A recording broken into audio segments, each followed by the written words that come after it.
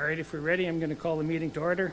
Have we got any additions? I'll go to administration first, and then Kara. Good morning, Reeve and Council. Administration has no additions for today's meeting. What? You need more problems. Kara. Thank you. It's a road matter, so either under 8A or 12A. Which would you prefer? Probably 8A. Okay.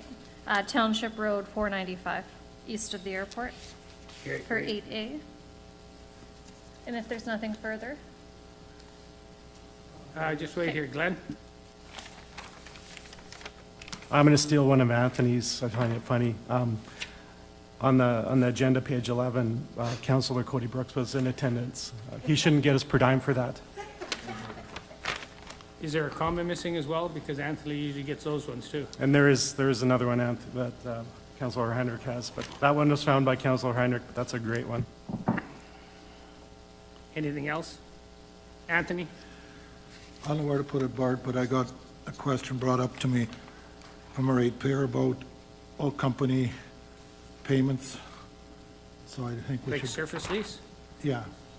So I don't know where you want to put it. Are you talking about counties' surface No, lease? they have a concern with, they're not getting theirs and they wanted us to sort of do some advocating. Okay, so, Where would you want to put it, Bart? I don't know. oh, I don't know, it's probably agriculture-related surface lease, correct? So we'll put, Matters. General matters, Sure. 12A. And then put non-payment of lease. Yeah, thank you. I would suspect it's from the article in the paper. That was last week. oh, Okay. and you have something else? No, I was going to move. You guys got anything else, sir? Okay. I move the agenda as amended. Discussion? All those in favor? It's carried unanimously.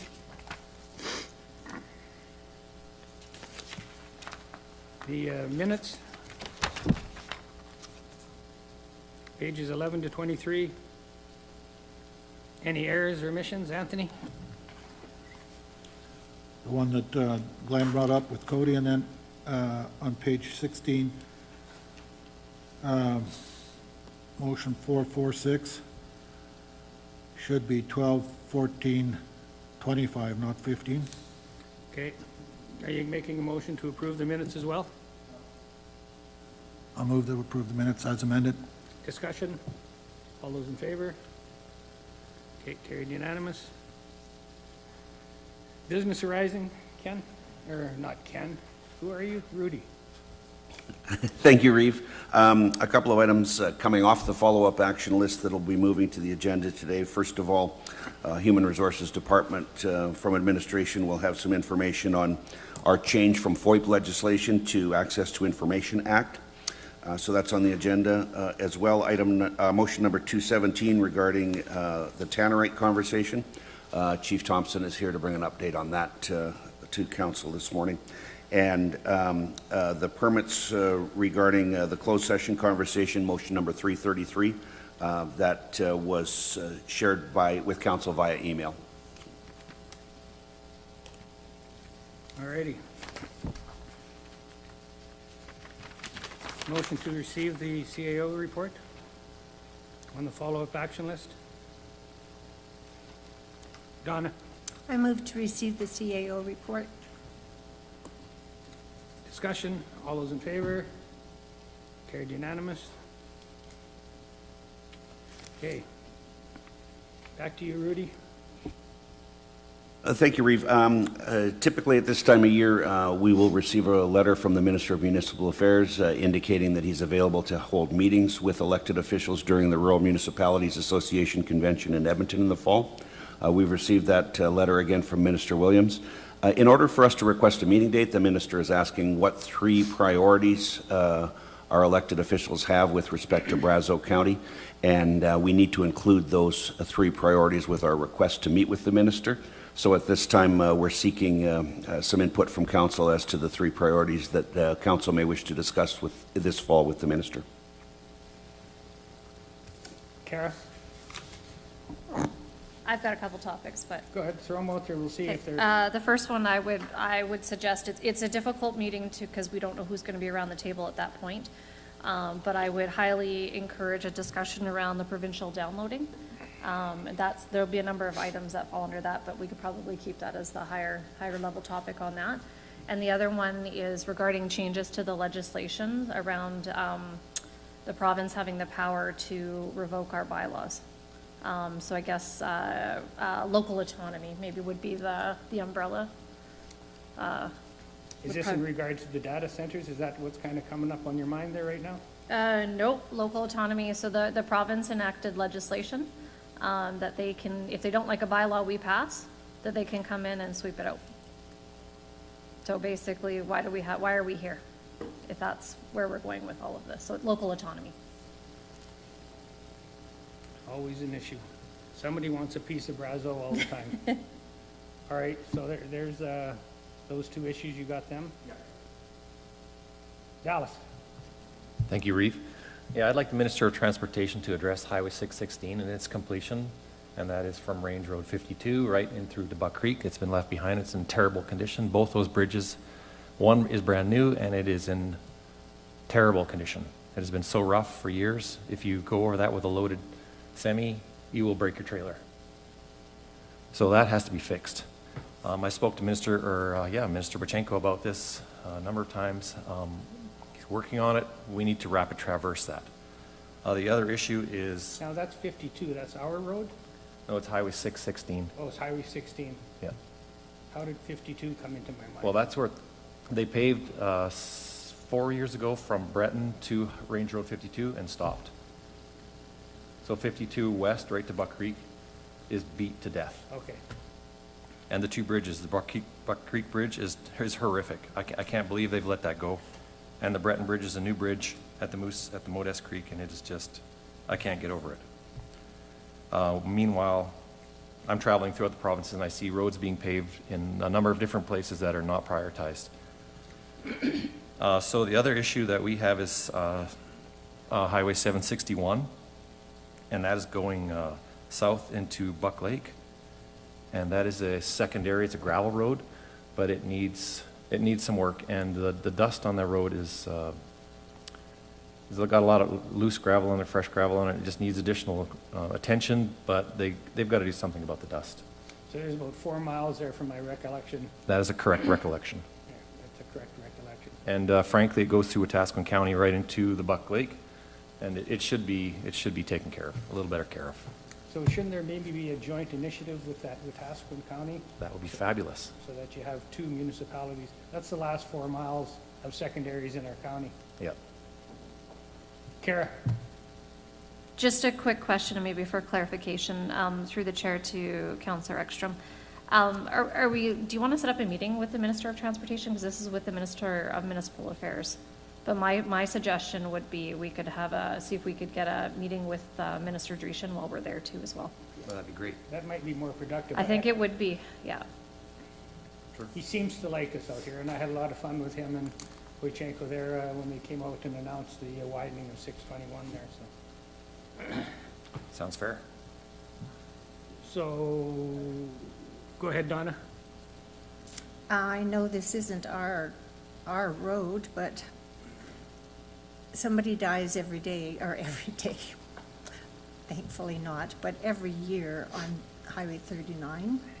It is in our county, and it's a terrible, terrible mess.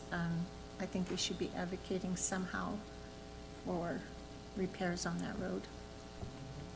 Highway 39. That's the one from Leduc.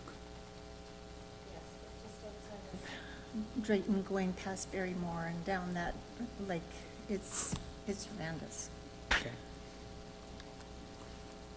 All right, we went from not having any problems to a whole bunch. So has anybody made a motion to put these on there? Anthony?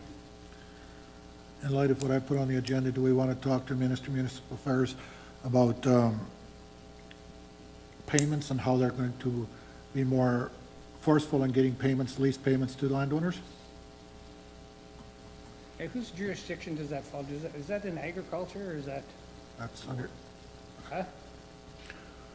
To the Reeve and Council, I'm not certain, but I think it would be through Minister Jean, through the energy portfolio. Okay. So when somebody makes a motion, include all of these items that have been brought up. Anthony, you still talking? No? Kara? Yeah, my suggestion, that would still be a good topic with Minister Williams. I'm sitting with Minister Williams and Minister Jean right now on the property tax assessment on the PTAS committee. So Minister Williams is very well aware of what these issues are, and I think it would be adding a great conversation to have with him on this. You know, we have a difficult time collecting our taxes sometimes with default oil and gas companies. Landowners have even a bigger task because they're so far down on the bottom they don't know where to start. You know, Anthony. Yeah, and it also sounds, talking with Colin, that the same company that the landowners having trouble may be also something that we have concerns with. So it would fit in there what Minister Williams, as Kara said, because he deals with some municipal affairs. Municipal affairs deals with some of these issues as well for payments made to municipalities or lack thereof. Yeah, we might need to gather some information in that, all the issues and the possible solutions. There's probably a list at the RMA, Kara, of issues around surface lease, you know, payments and surface lease impacts. You know, some people haven't been paid for 10 years. You know, and they just feel hopeless. They just almost give up. Kara? RMA has done some work. The Better Association that is obviously, there is the property rights group that's out there. Actually, they meet next week, to be honest with you, in Warburg. We do work with them. Most of our study is focused primarily around the municipalities, but we do work in partnership with the other association that represents the landowners. Who's the minister looking after that now? It would fall, it's one of those things, so some of it falls into Minister Williams' portfolio, some falls into Jean's portfolio, some of it's in the AER. That's part of the problem, it's a bit of a mess. And when they silo off, things don't get done, so, Right. yeah. So- But generally what we're seeing, on the unpaid oil and gas, generally the local vendors are the first not to be paid. So you'll see groups like PayScored doing the work there. Then the landowners are second, then the municipalities, and then they stop paying royalties. Usually royalties, the province is the one that they stop paying last, because once they stop paying their royalties, there's a hammer. There's no hammer anything before. So you'll see the operating or non-operating companies, both are doing it. They generally stop paying local contractors first, and the local vendors, and then they stop paying the landowners, and then they stop paying the municipality, and then they stop paying the province. Well, you just put my depression into a depression, so thank you for that. All right, have we got enough of the list?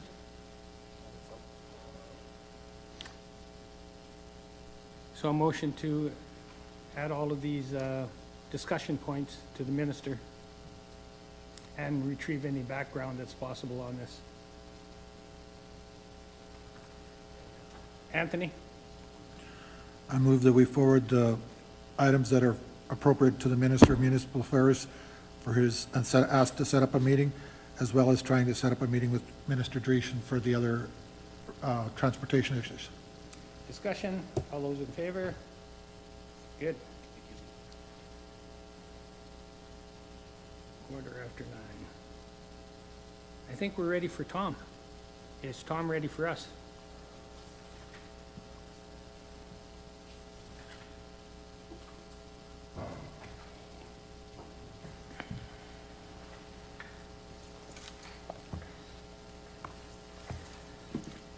Is it pink or blue? Is it pink or blue? The color of the tannerite. It can be a fire, I don't know. Morning, Mr. Reeve, Council. Morning. So this morning I'm here to present my report on tannerite as per Council's motion. So I'll just go through the report quickly, and then if Council has any questions, yeah, feel free to ask any that you may have. So just to get started, just a bit of a definition of what tannerite is. It's a binary explosive. When you put two compounds together, they will create the explosion. When they are if individually, though, each component is stable and safe to handle, transport, and store. It's only when they are combined that they cause some issues. It's often used in demolition, construction, and on farm work. It's also used in recreational shooting, particularly for firearms practice, hitting exploding targets. It is legal in Canada and Alberta, and it's subjected to federal, provincial, and municipal regulations. It generally falls under the Explosive Act and explosive regulations that are federal regulations. In terms of acquiring tannerite, you have to possess a firearms possession and acquisition license, otherwise known as a PAL license, and users must mix only small amounts of quantity. So there are regulations in terms of how to handle it.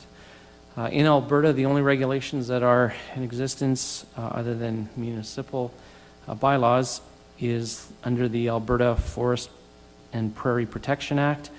It prohibits exploding targets in the forest protection area unless you have a permit. However, in talking with the rangers or the provincial individuals, if a landowner is using tannerite on their property, they generally don't require that they have a permit.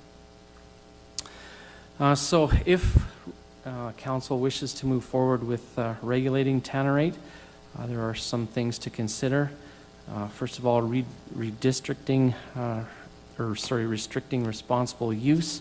Alberta has a strong outdoor and shooting culture, with many residents using tannerite for legitimate recreational purposes, like long-range target practice, or agricultural use, such as stump removal or dam removal or beaver dam removal. Only overly restrictive regulations, such as blanket bans or excessive permitting requirements, could unfairly limit responsible users who follow safety guidelines. We also have a disproportionate response to misuse. Over-regulating based on some isolated cases, such as penalizes responsible users. Tannerite is stable when unmixed, non-flammable, and requires a high-velocity bullet to detonate it. There has been incidents where tannerite has been used to create explosions, such as the Sherwood Park parking garage explosion in 2018, which cost $14 million in damage. As well, in Fort McMurray, the 2021 fire up there was a result of the use of tannerite. Instead of bans, targeted enforcement against misuse could address some of the safety concerns without broad restrictions. The impact on rural communities. Alberta's rural areas where shooting on private or crown land is common face less risk of noise or safety issues compared to an urban setting. Strict regulations may not account for the low population density in many regions. Regulating explosive targets in the rural area could set a precedent for broader bans, such as target shooting, and alienate the law-abiding citizens. In terms of economic and practical barriers, requiring PAL certification to purchase the product may already act as sufficient barrier to misuse. Additional municipal bylaws or permitting requirements increase costs, complexity, and time for individuals who may wish to use this product for farm use or other related work issues. Enforcement challenges. Regulations such as bans on crown land and municipal lands are difficult to enforce due to the county's large area.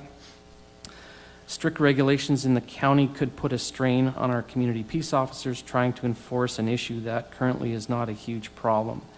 In speaking with our CPOs, they have had very few complaints about tannerite.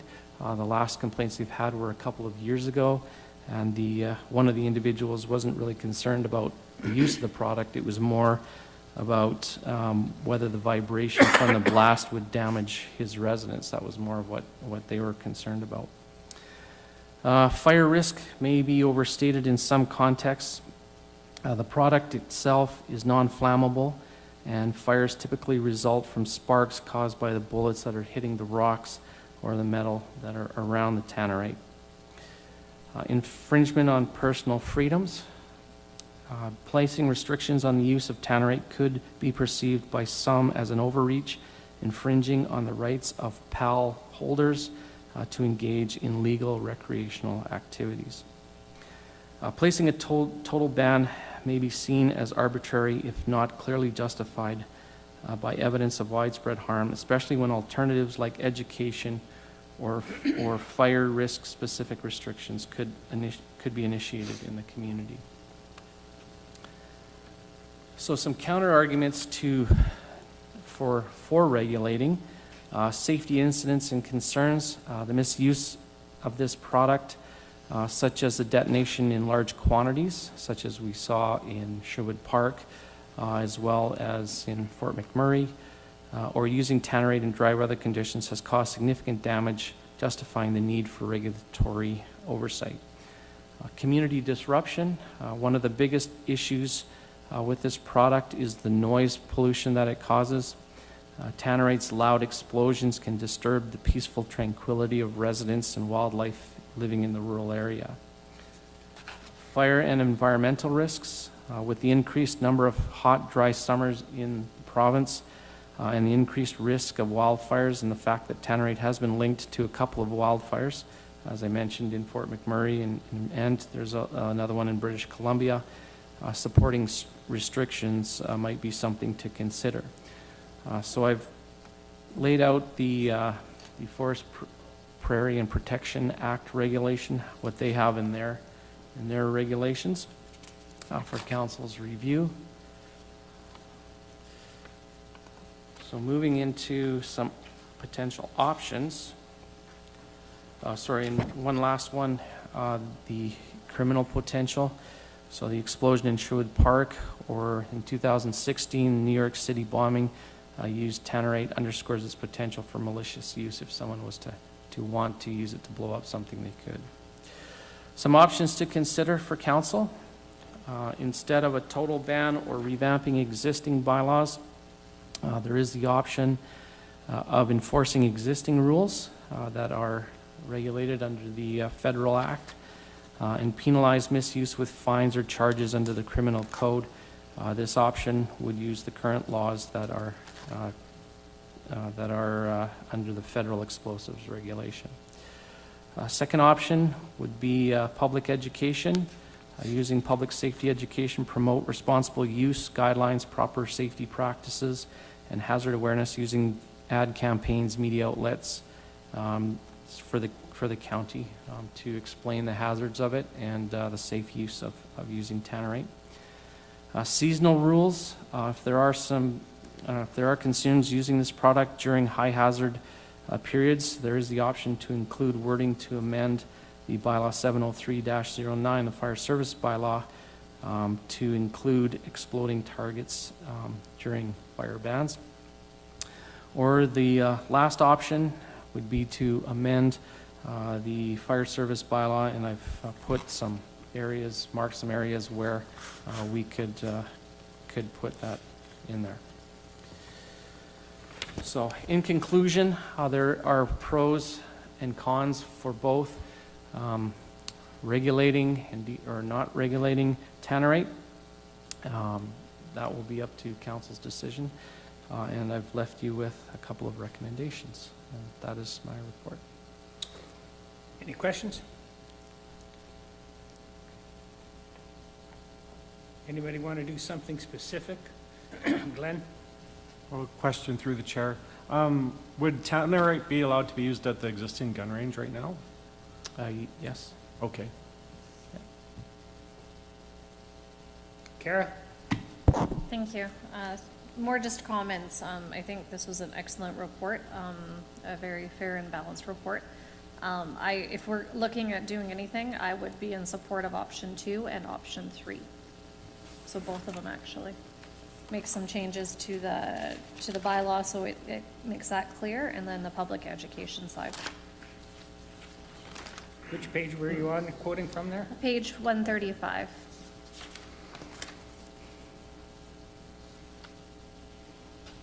So option 2 is the public education piece. And then option three is to clean up the wording within the fire bylaw. So educate rather than legislate. Yes, so I actually would be supportive of doing both of those.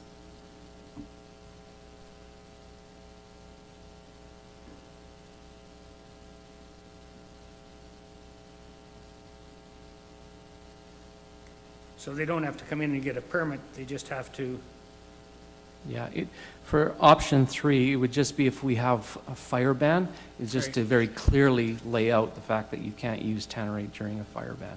okay. Dallas? Yeah, thanks, Reeve. Yeah, I like all options 1, 2, and 3. Obviously, we can enforce the current regulations.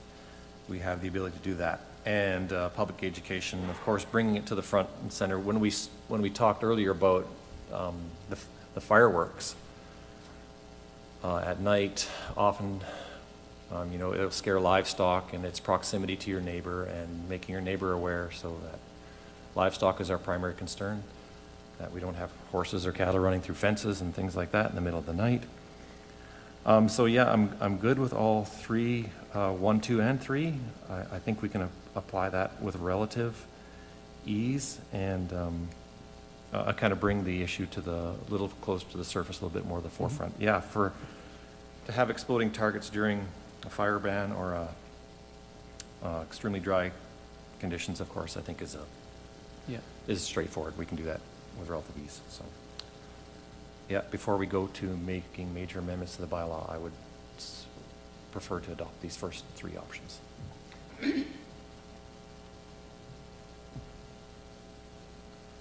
Anthony? Sort of along the line what Dallas had brought up too about, like, we had Councillor Swap that was here that had concerns with fireworks spooking his horses in previous times. And I guess I'm not sure, I've never used the stuff, so I don't know how loud the noise is with this. But if it has similar effects, I guess the similar concerns may be there for individuals with spooking of livestock and horses. Because, I mean, we enacted some changes for fireworks because of the effects it had on livestock. So I guess I'm just asking the question if we have any concerns with this and its noise effects on livestock and horses. Well, just livestock, I would suggest, don't leave the cows out. So, All right, somebody want to make a motion or receive for information? What's your, go ahead. Yeah, so to council and to Tom. So a fireworks permit has just a limited span of time. Get it? Correct. And the times and dates are indicated. correct. So if you had tannerite, would it be practicable to extend the period of time? So let's say, for example, I have a tannerite permit for a year. Is that something that we would take into consideration? The issue that we'd run into is when we implement fire bans or fire restrictions. That is the difficult part. We struggle with that somewhat a little bit with fire permits already. Fireworks are not really that bad because it's once in a blue moon that someone asks for that. But fire permits can be a problem. The biggest issue is for people that are using this for work-related issues. Things like blowing beaver dams or removing stumps and that type of stuff. So that's where we have some issues with it. From my mind, my thinking is the current regulations that are in place deal with it, most of the safety issues. The one that I was concerned with is the seasonal rules for fire ban, because it didn't.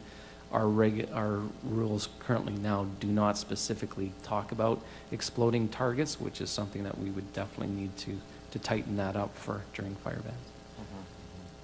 Isn't that right in the U.S. is a national anthem? Rockets, reds, flares, bombs bursting in the air. Are we going to upset? We're not American. Are we going to upset the president? We're not American yet.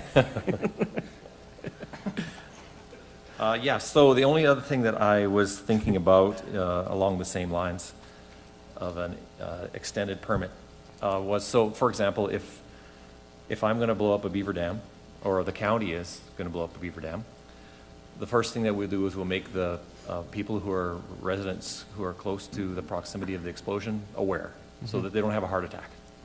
Yep. So creating some awareness in that respect is, I understand, more challenging, but I guess we could incorporate that into the educational component. If you're, Absolutely. if you're going to shoot skeet, or if you're going to shoot some explosive targets, just let your neighbors know what you're doing so that they're not Yep. they're not flipping out. Yep. Don't Okay. we have a bylaw where everybody has to get along, or we never passed that one yet? I don't think so. All right, so Tom is saying that the existing stuff works, we just have to enforce it when things go sideways. At least that's what I decoded from what you're saying there. So then receiving it for information is good, we'll still address that? Tom? Sure. Kara? I don't think it quite, because option 3 was the other piece that Right. was spoken to, and it's about making the change to the bylaw 70309. So we might need we might need several motions on this. Well, let's try one. Okay.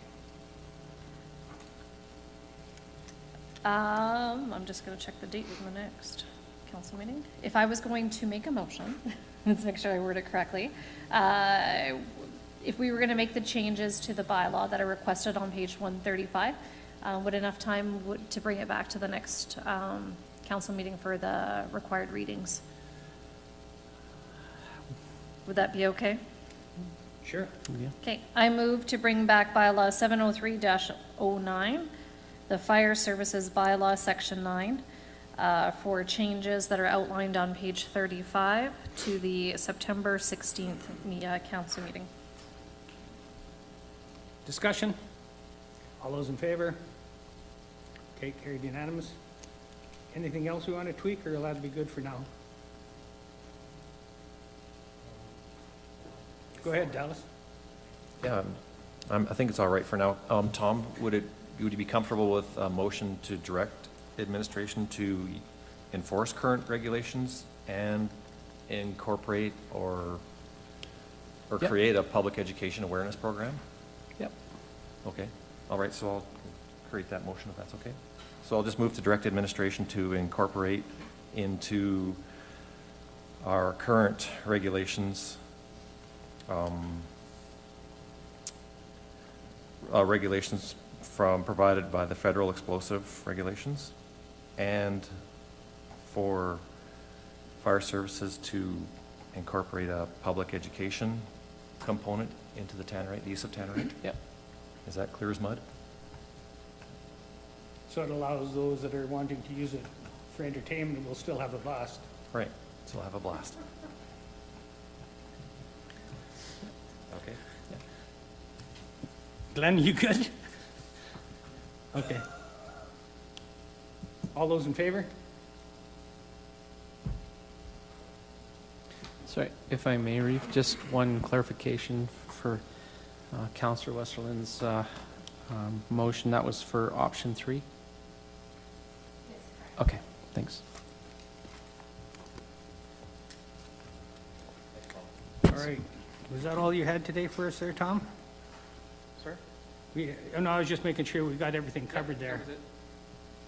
Who's looking after the fees for access to information requests? You are, all righty. Big smile on your face.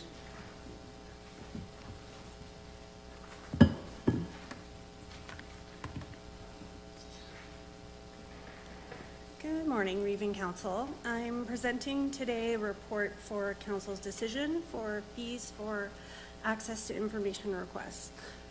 At the April 15th Council meeting, Council passed a motion directing administration to investigate what fees may be implemented or adjusted under FOIP legislation to recover costs associated with processing FOIP requests and report back to council with findings and recommendations. As you're aware, on June 11th, the province did rescind the FOIP Act, and we now have the new Access to Information Act, ATIA or ATIA, and the Protection of Privacy Act, POPA or PAPA, both came into force. ATIA legislates the specific and maximum fees that Brazeau County as a public body may require applicants to pay for access to information requests. There are two types of fees that may be applied to an access information request: the initial fee and processing fees. Currently, the county requires applicants to pay the required $25 initial fee if it's not for the applicant's own personal information, and the county does not require processing fees. For general information access requests, the ATIA determines that fees above and beyond the initial fee may be charged if the processing cost exceeds $150. I've attached as attachment 2 the outlined rates for the Access to Information Act. Processing fees that may be charged for services include searching for, locating, and retrieving records, converting or reformatting a record or audio-visual file into a redactable format, producing a paper copy of a record, which includes photocopies and digital printouts, producing a copy of a record by duplication of another media, digital files, a video recording, audio recordings, producing a photographic copy printed from a negative slide or digital image, preparing and handling a record for disclosure, supervising the examination of a record, and shipping a record or a copy of a record. The procedure for fees would include, if the processing fees are applied, administration must provide an estimate of the total fees with a detailed breakdown to the applicant. This would be before any work is done on the application request. At that time, the applicant would have 30 days to accept the fee estimate, or they may also modify their access request. If they agree to pay the fee estimate at that time, 50% of fees are required to be paid, and then the access request will be processed, and then when the access request is complete, the remainder of fees are required to be paid. There is also a circumstance for fee waivers under the legislation. ATIA Section 96.4 provides an applicant with the ability to request in writing that Brazeau County waives all or part of a fee, and the Chief Administrative Officer is authorized to grant or deny the request within 30 days. The fees can also be decided to be granted or denied a waiver for the following 3 reasons: either financial hardship, if the applicant cannot afford the payment and provides evidence of their inability to pay the fees as requested; fairness, it is fair to excuse a payment for any reason other than financial hardship; and public interest, if the record relates to a matter of public interest, including the environment, public safety, or safety. Applicants also have the ability to appeal the county's fee waiver decision to the Office of the Privacy Commissioner. There are relevant policies that the county currently has in place: Bylaw 36499, Freedom of Information and Protection of Privacy Act, Bylaw 121425, Schedule Fees, and ADM 12, the Privacy Protection Policy. The recommended action being provided to council is for council to approve the Access to Information Act fee rates to be applied to Brazeau County's access to information requests and be included in the Schedule of Fees bylaw. I've also provided a breakdown of advantages and disadvantages if you'd like me to go through those. But that's the report that I have today for council. Thanks. Thank you very much. Questions, folks? Glenn? Through the chair, so to date, from the start of this year, how many access to information requests has Brazeau County been dealing with so far?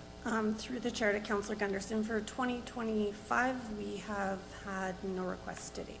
Okay. I'm kind of leaning towards, I was against charging fees for things like this, but right now I don't know if that's the best way to go about it. I know that when I pay for a fee to get a new boat registration number or something like that, I seem to get better service.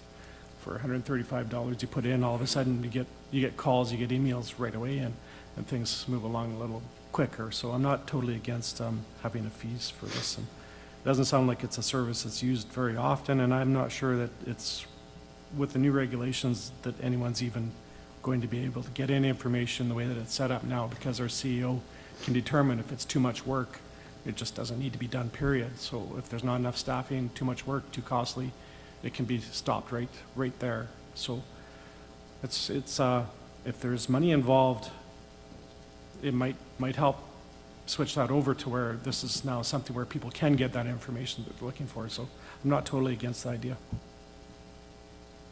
Anybody else, any thoughts? Anthony, then Donna? I don't agree with charging fees. We've just had it brought to our, attention that it hasn't happened that frequently, that information is being requested. And we talk about being citizens first. If people want to know some of the history or some of the things that we've done over the years, I think it should be easily accessible to them without having to pay fees. And I just don't agree with the schedule fees for this to be added to our schedule fees. Donna? I think this is labor intensive on top of the regular duties, and I just, like people coming in, I can't believe we haven't had any for a whole year, but in prior years, we've had a lot, so I think I would like to have this act, or I think I would like to have this bylaw. So I would recommend, Just wait, Glenn's got some questions Oh, maybe. okay. Then I'll come back to you, Donna. Through the chair to the CEO, then my question would be, if we have a schedule of fees set up, do you think there'd be a better chance that people will be able to get the information they're looking for? Or would it be, if there's no fees, would you be more inclined to just say no? If there's not the resources and you know how much it costs the county, what's your thoughts on that? If I'm looking at this saying that if a fee is charged, I believe that you would be more inclined to let that go.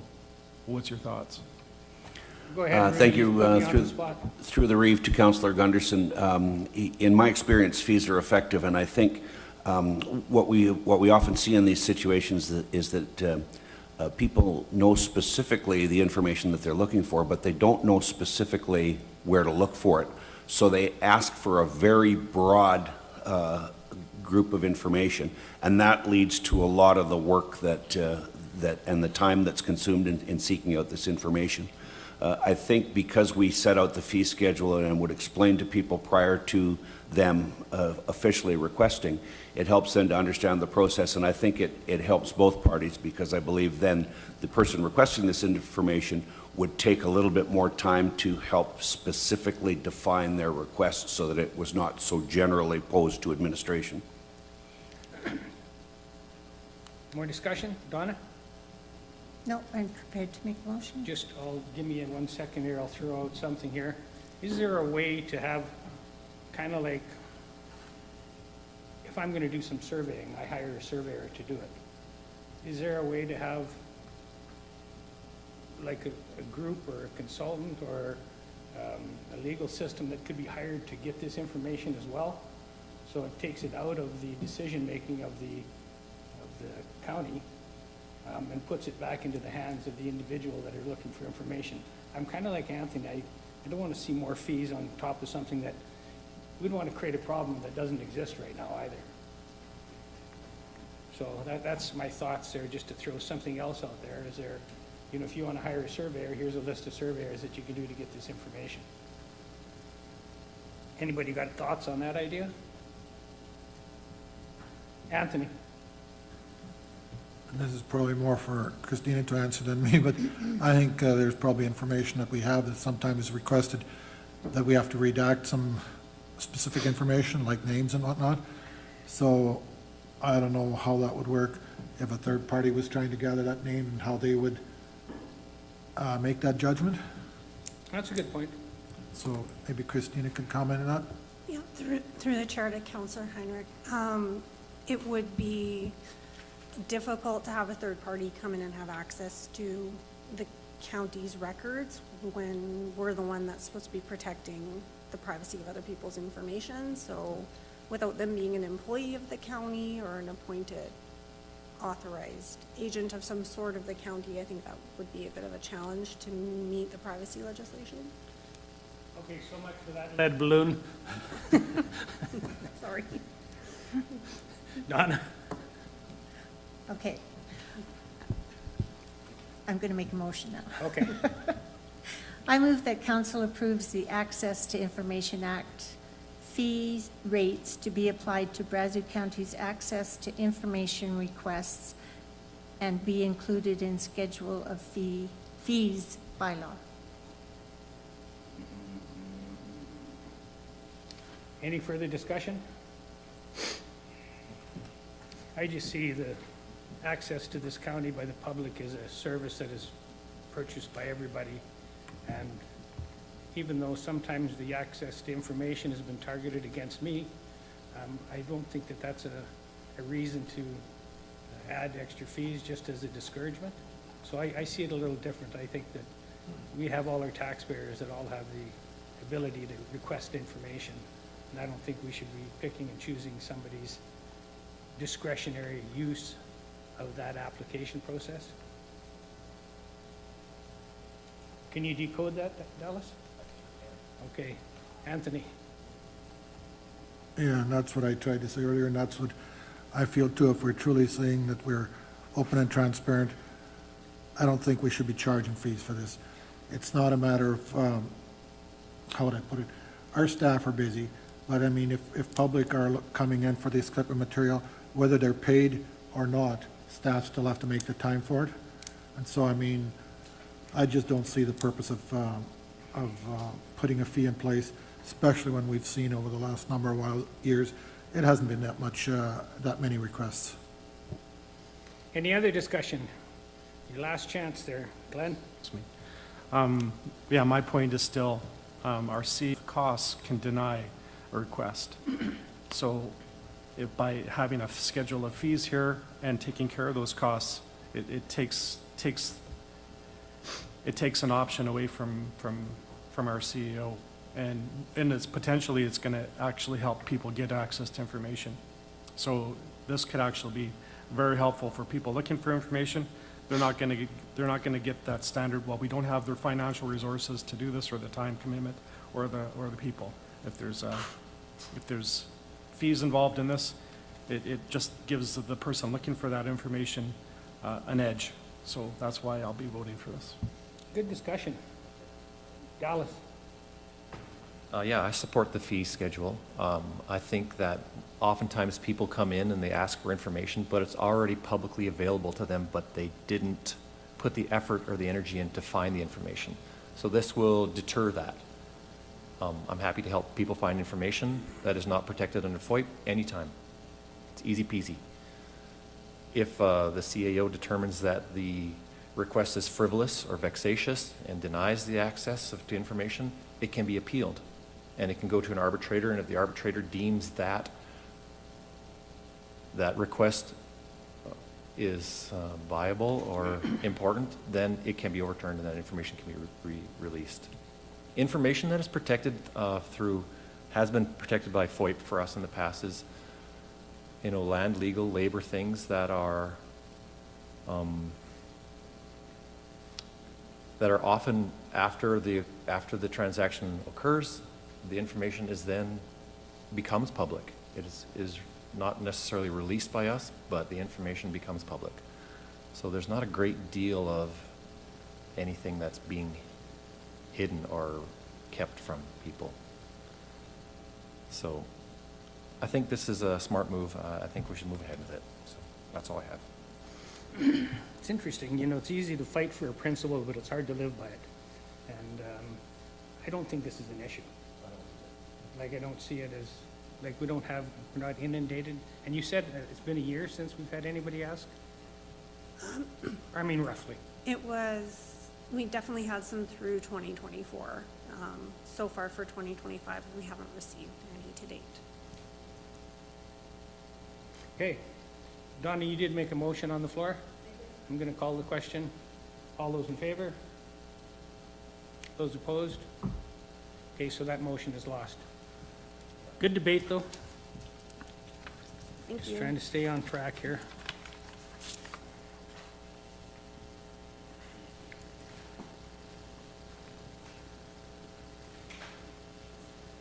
Public reports, we didn't have any, but now we got one. 495? Kara, 495, you want to talk about that?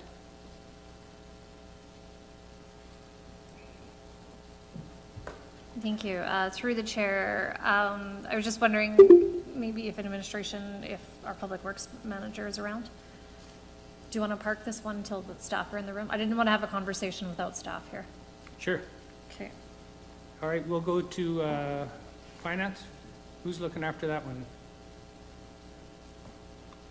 We just did finance. Oh, yeah, we just did that one.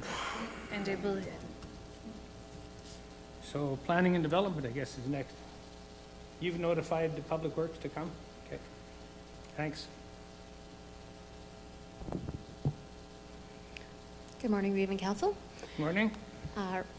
Rezoning application 25A-005, which is located on pages 147 through 159 of the agenda package, has been submitted to rezone approximately 10.2 acres from agricultural to agricultural holdings within a portion of Southwest 958 west of the 5th Meridian, which would allow for the subdivision of an equally sized parcel.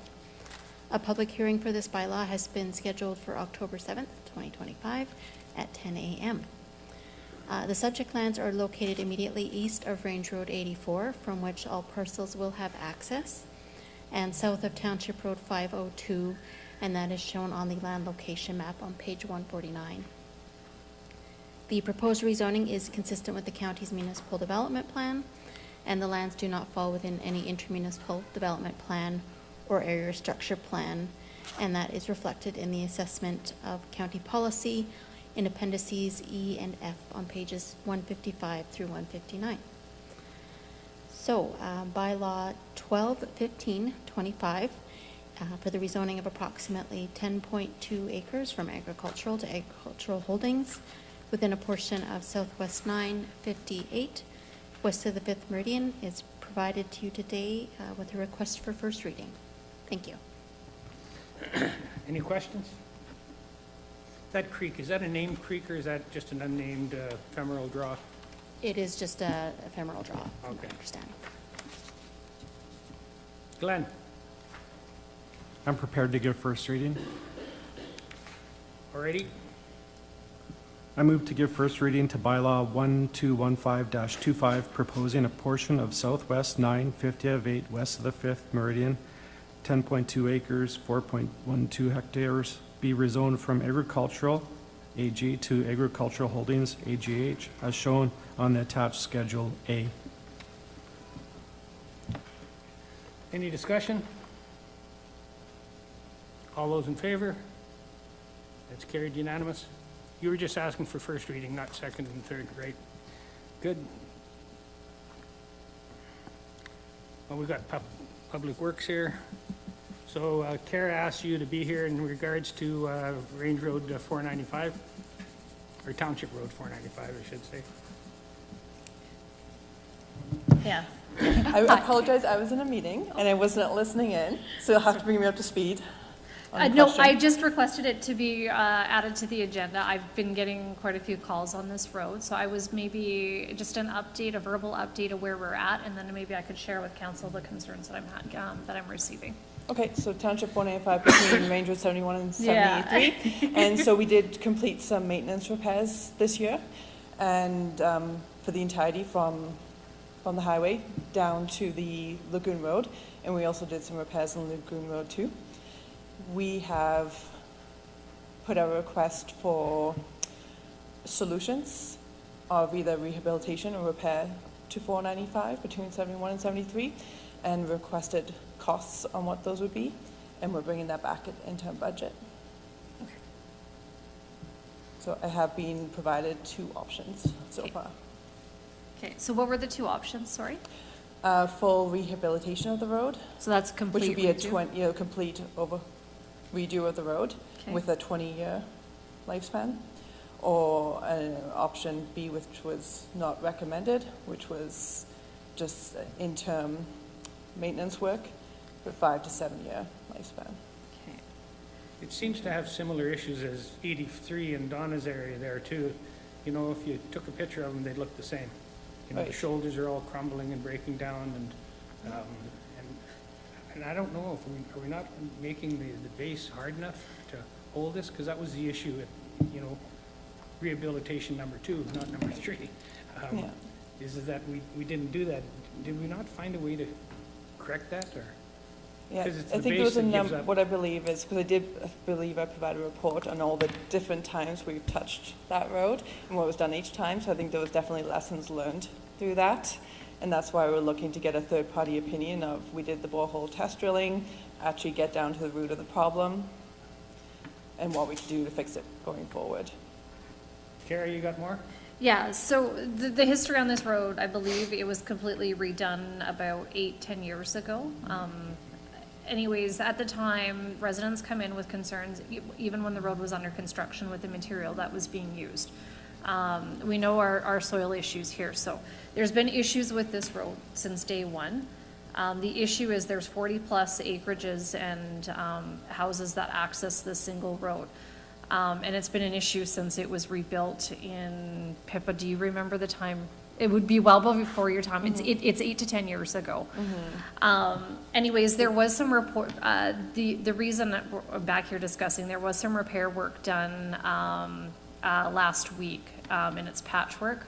And there's already signs it's failing. So I guess my question is, this would be put forward to the interim budget for 2026, but in the meantime, what are we going to do between now and the budget and the spring? So my fear is, and I've been out there, that this road's not going to hold this winter, let alone this fall. If we get a rainstorm or any substantial rainfall, even with it capped, there's significant, it's falling apart. I guess what's the plan? If, Interim plan. if council wishes, I would have all the numbers and reports ready to bring back for September 16th meeting instead of Okay. interim budget. At the last meeting I didn't. On Friday, I received the final pricing from the B3 companies Okay. for option A and option B. And that was my concern in bringing it forward. This one is not having that pricing Yeah. attached to it, but I do have that now. Okay, So if that would be helpful, I could bring that back September 16th. I think so, okay. Yeah.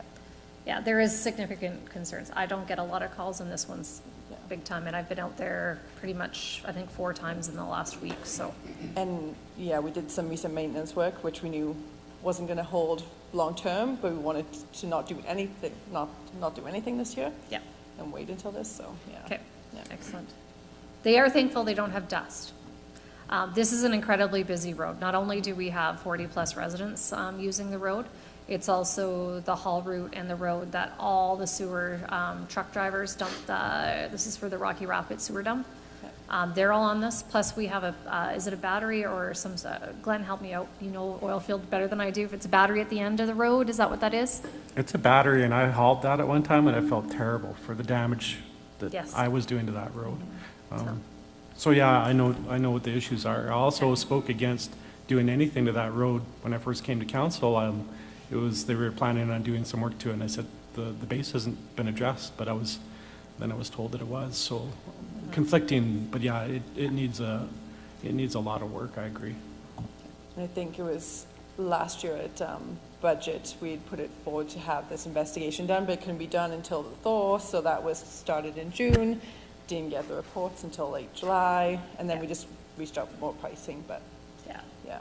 If interested, we could put that on the agenda for the next meeting, and I have that all ready for you. I think, I mean, I know it's very, very negative, but the 2 positives right now, A, they don't have any dust, thankfully, because that was a massive issue on that road. The second one is people have to slow down, Right. because the road is literally falling apart, so we're not getting the speeders that we've had out there in the past, but those are about the only 2 things that we've got that have some bright light on them right now. Other than that road's, it's not good.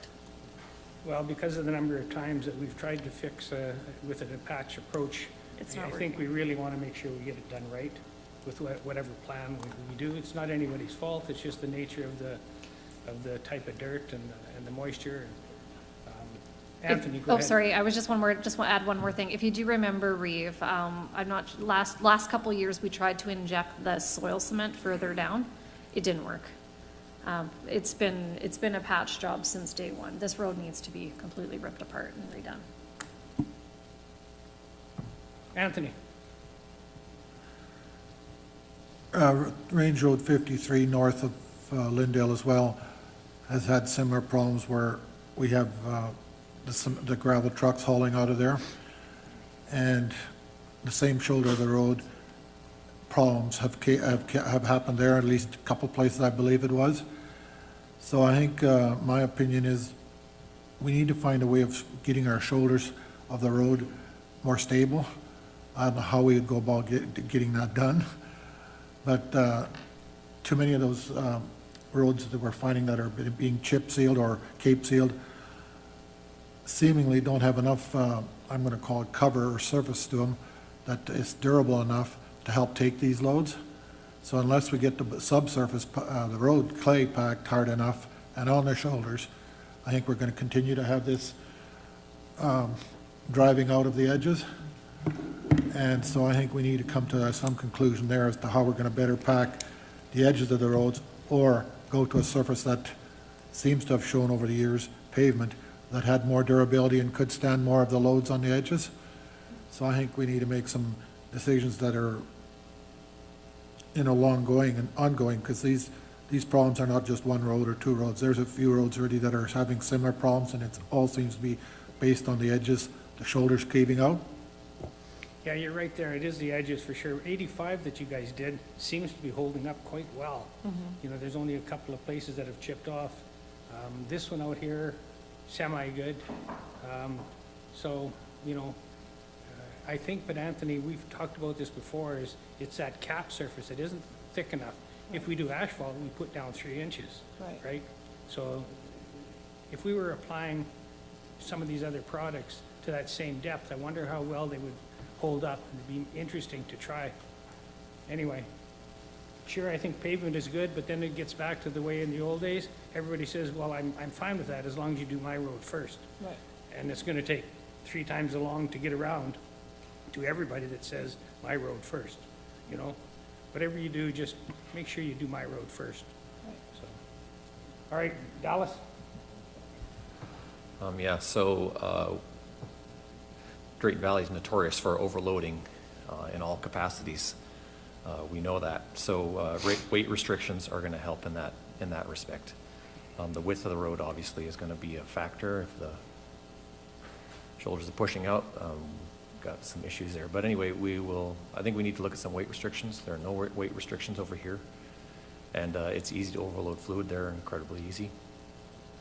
But Public Works will bring back to interim all the information, all the data that we need to look at, and we'll give that consideration at that time. Great, thank you. Thank you. All right, so we're looking for solutions. So this discussion will be done more at budget. Is that what we're doing? September 16th, next council meeting. Okay. Yeah. For this Kara? particular road, unless you'd like other ones go forward. Yeah. Kara? Thank you. I move to receive for information. Discussion? All those in favor? Carry. I believe we have a delegation at 10. Yes, I'm just looking at it. It's 10 o'clock. First aid in high school. We had a presentation by you, right? That you started an initiative that you need some support with. I do. It was a pleasure to chat with you on the phone a week or two ago. Good morning, Reeve Guion and members of council. Thank you for the opportunity to be with you here today. I'm a registered nurse from Drayton Valley, and I've lived here since 2001.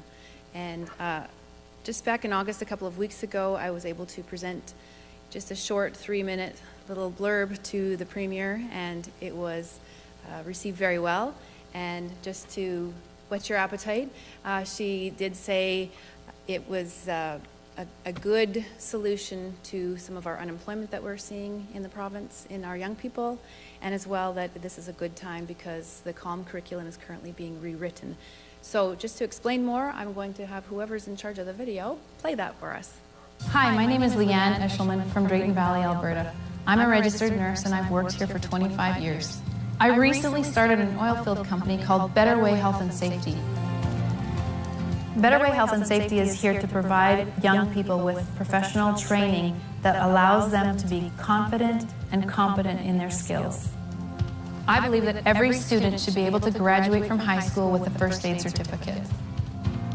I hear many stories of people's experiences, and one of them that really struck me was a 12-year-old boy who was out camping with their family, and unfortunately his dad suffered a heart attack and he had to perform first aid on his dad. The only point of reference that he had was what he'd seen on TV. Another man had a cardiac arrest and his children had to perform CPR on him. The only thing worse than having to perform CPR on a loved one is not knowing how to perform CPR on a loved one. I believe that this is knowledge that everybody should have. The systems that are in place for teaching first aid are so important because it doesn't matter what level of first aid is being taught. It doesn't matter whether the person's taking basic first aid, intermediate first aid, or whether they're an advanced care paramedic. The system is going to be the same. And it's so important that our young people learn the system.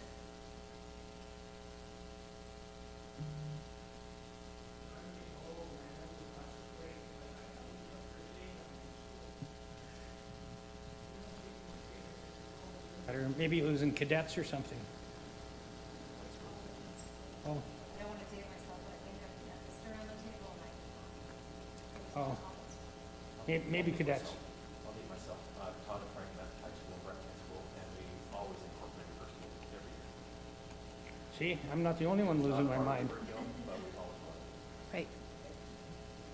It seems to be part of the, depends on what the school board and the local schools have decided to do. So in many rural communities, it's actually a priority already, but it does seem to be something that has gone to the bottom of the pile over time. So would you like me to just keep presenting? The bottom line is that as a nurse, I'm an advocate. Everywhere I go, my role is advocacy. I started this company thinking I was going to be back in the oil field because I went out for a bit as a medic. And I thought, well, I'm in these rig camps and there's bare walls and these people are out here with a Sunday off. I could probably just bring them their certificate and get them recerted, and this would be a wonderful solution for them. It's a win-win. And I just thought, well, my very first class, I'm going to go up to my hometown of Valley View, and I'm just going to offer this class for free to the students during their spring break. So I did that. I went to my cousin's oil field shop called Perron Ventures, and he sponsored the money to make it happen, and I donated my time. And we had a full class of kids up there, and they were so eager to learn. They loved it. They knew they needed this for their jobs as they graduated. So then next year happened. This was just March 2025, and I thought, I'm going to start this again. And suddenly I just had this realization that it's really not in our schools. It's in occasional programs, and a lot of those things dropped after COVID happened. So some of those initiatives were in place and they dropped, but they were never part of a core curriculum. And as a registered nurse, it's just suddenly dawned on me, this is unacceptable. I have to stop in my tracks and I need to start advocating for what needs to be done in our communities. And the fact is that in our rural oil field communities, our students need this to get a job. And so this just became top of the priority list for me, and I just began presenting. I just went into the schools, went to the high schools, went to the principals and said, can I teach your students for free? And the answer, of course, was yes.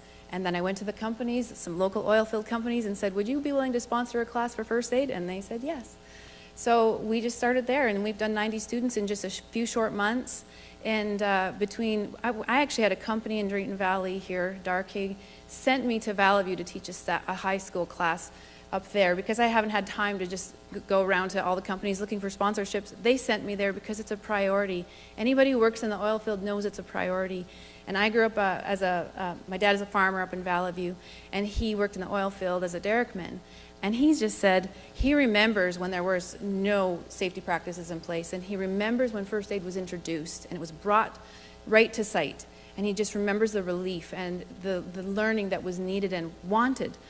And so many times I think as a oil field worker potentially, or maybe even in the healthcare profession, we take for granted what we have, and we don't realize that right in front of us there's an entire population of unreached people. And so when I spoke to the Premier, she was on it right away. Because in Alberta, the youth unemployment rate is at an all-time high, higher than anywhere else across Canada, actually. I think it's at 20%.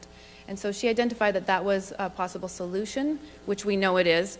And then secondly, that the CALM curriculum is currently being rewritten, and we're just at a perfect time to see this become part of the core curriculum. So I'm on two tracks. One is to teach hundreds of people while I can, to prove, without asking permission, that we can do the right thing. that we can make this happen, and all across Drayton Valley, that's already been happening, and Valley View, and it can happen in any setting. In the schools here, I've been teaching it right within the schools. When I'm in Valley View, the school has said, hey, we really like it when you teach it over at Perron Ventures at the oil field shop. We bring the students right in there. They feed them lunch in their lunchroom. There's coveralls hanging on the wall and the washing machines going, and the students are in there using readily available materials to do their first aid. And so they're meeting, they're on site. And so there's benefits to all of this either way. The last thing that I would just say is that this is a model for being an example. And I really just love local government. I love our county. I love everything that we see on a local level, because true advocates, we operate on behalf of people who don't have a voice, people who aren't able to speak for themselves. And many times when I come into these classes, I'll ask the students, why did you take this class? Because it's not mandatory yet. And they say things like, I need this for a job. I had one student who said, my mom had a stroke and I want to know how to take care of her better.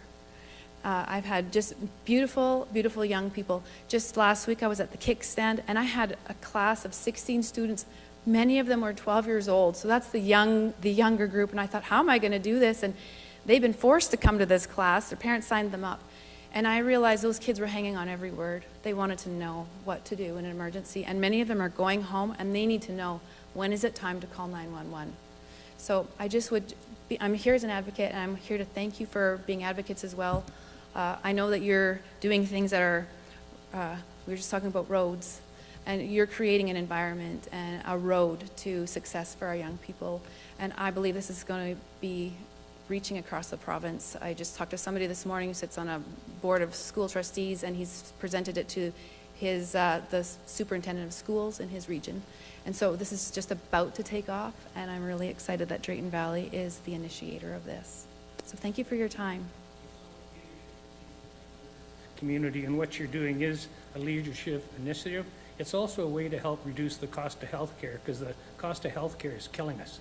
And putting on initiatives like this are far more effective for helping our citizens. So good job for you.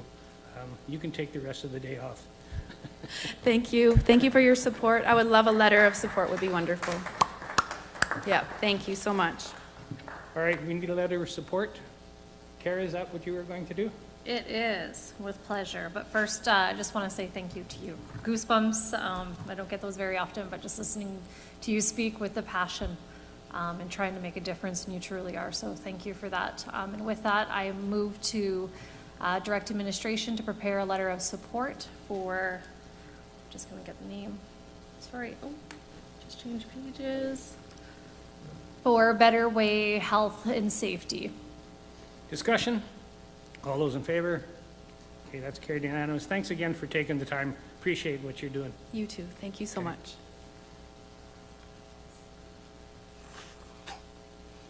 Okay, we've got 15 minutes before the next presentation. We left off on, was it general matters?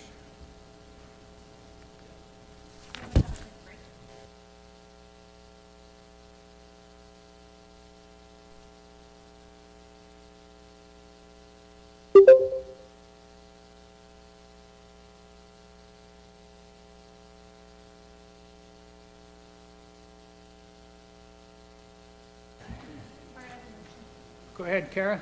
Thank you. I just missed one item from this morning, so I'd like to add item 12B, Miss Rodeo Canada sponsorship, if I may. So I move to add 12B, Miss Rodeo Canada sponsorship, and it's a printout that is in front of council and administration. And that's 12.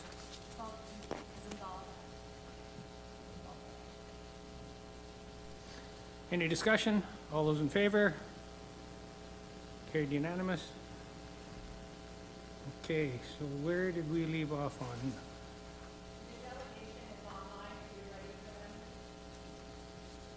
Okay. That's Senior Development Strategy Report? Okay. We'll go on to the 10:30 delegation, Sector Development Strategic Report and Economic Impact Assessment. Whenever you folks online are ready, just take it away.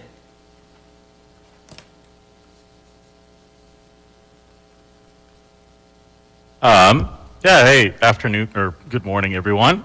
So on the call at the moment is myself, Jackie, and Steve.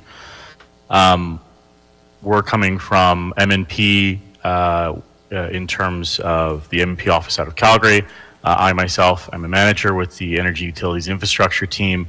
I have Jackie as well with us. He sits within the economic assessment team, and Steve Kwasny is also on the line.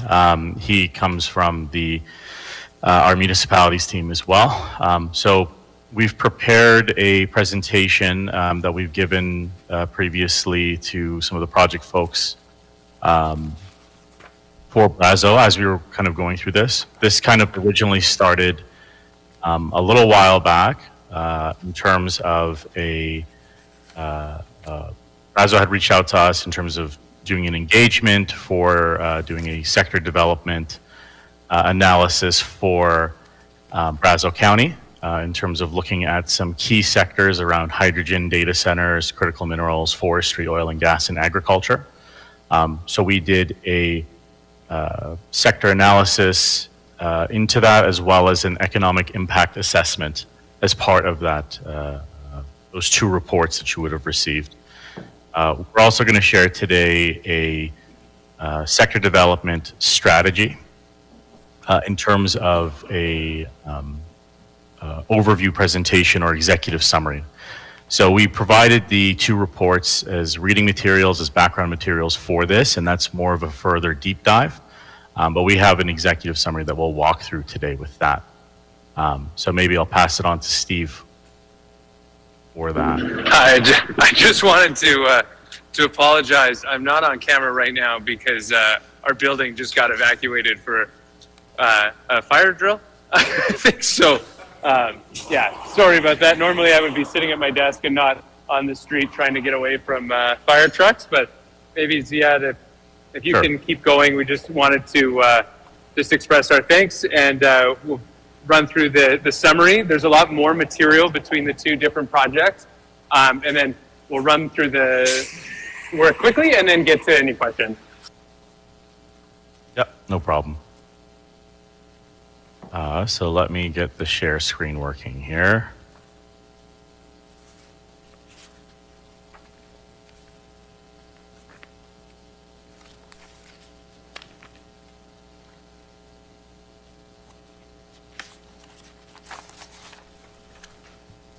All right, can folks see my screen? I think so. Awesome. So this is the sector development and economic impact assessment executive summary that we've put together. In terms of the overall presentation, we'll walk through the executive summary, some of the background, some opportunities that we found, as well as economic impact of key sectors, and a bit around circular economy, kind of what that is and how it kind of impacted the project. And then we have a bunch of appendices as well. That's part of the reading materials that were provided to council previous to this presentation. But if there are any questions in regards to the material or the report, we'll take those as soon as we just kind of walk through the executive summary here. So, like we said before, we were contacted by Brazeau County to put together this report. In terms of our overall methodology and approach and kind of how we came to the conclusions that we did, it came through a series of interviews that we had with industry leaders, through secondary research that we performed on the industries, both the nascent and the more mature industries, so data that we had available through different types of reporting tools, Stats Canada research, etc. And what we found was that of the sectors that we were asked to take a look at, we took those sectors and broke them out into different industry life cycles. So those industry life cycles were around nascent, as in they were new, they didn't have a whole lot of data behind them. these would be more of like your data centers, critical minerals, hydrogen production. We also put things into the growing or maturing phase. So more maturing was the forestry, oil and gas, and agriculture sections, and in decline. So we classified those sectors for hydrogen, data centers, and critical minerals in regards to how much historical data was available, what the risk looked like for additional investment into these sectors. And what we had found was that hydrogen, data centers, and critical minerals specifically didn't have a whole lot of high quality data. So in terms of doing a investment of say $1 million into what those specific industries could look like, it wasn't really clear what the end result would be in terms of job generation, in terms of retention, in terms of potential growth. There is, and we'll get into this further into the report around potential,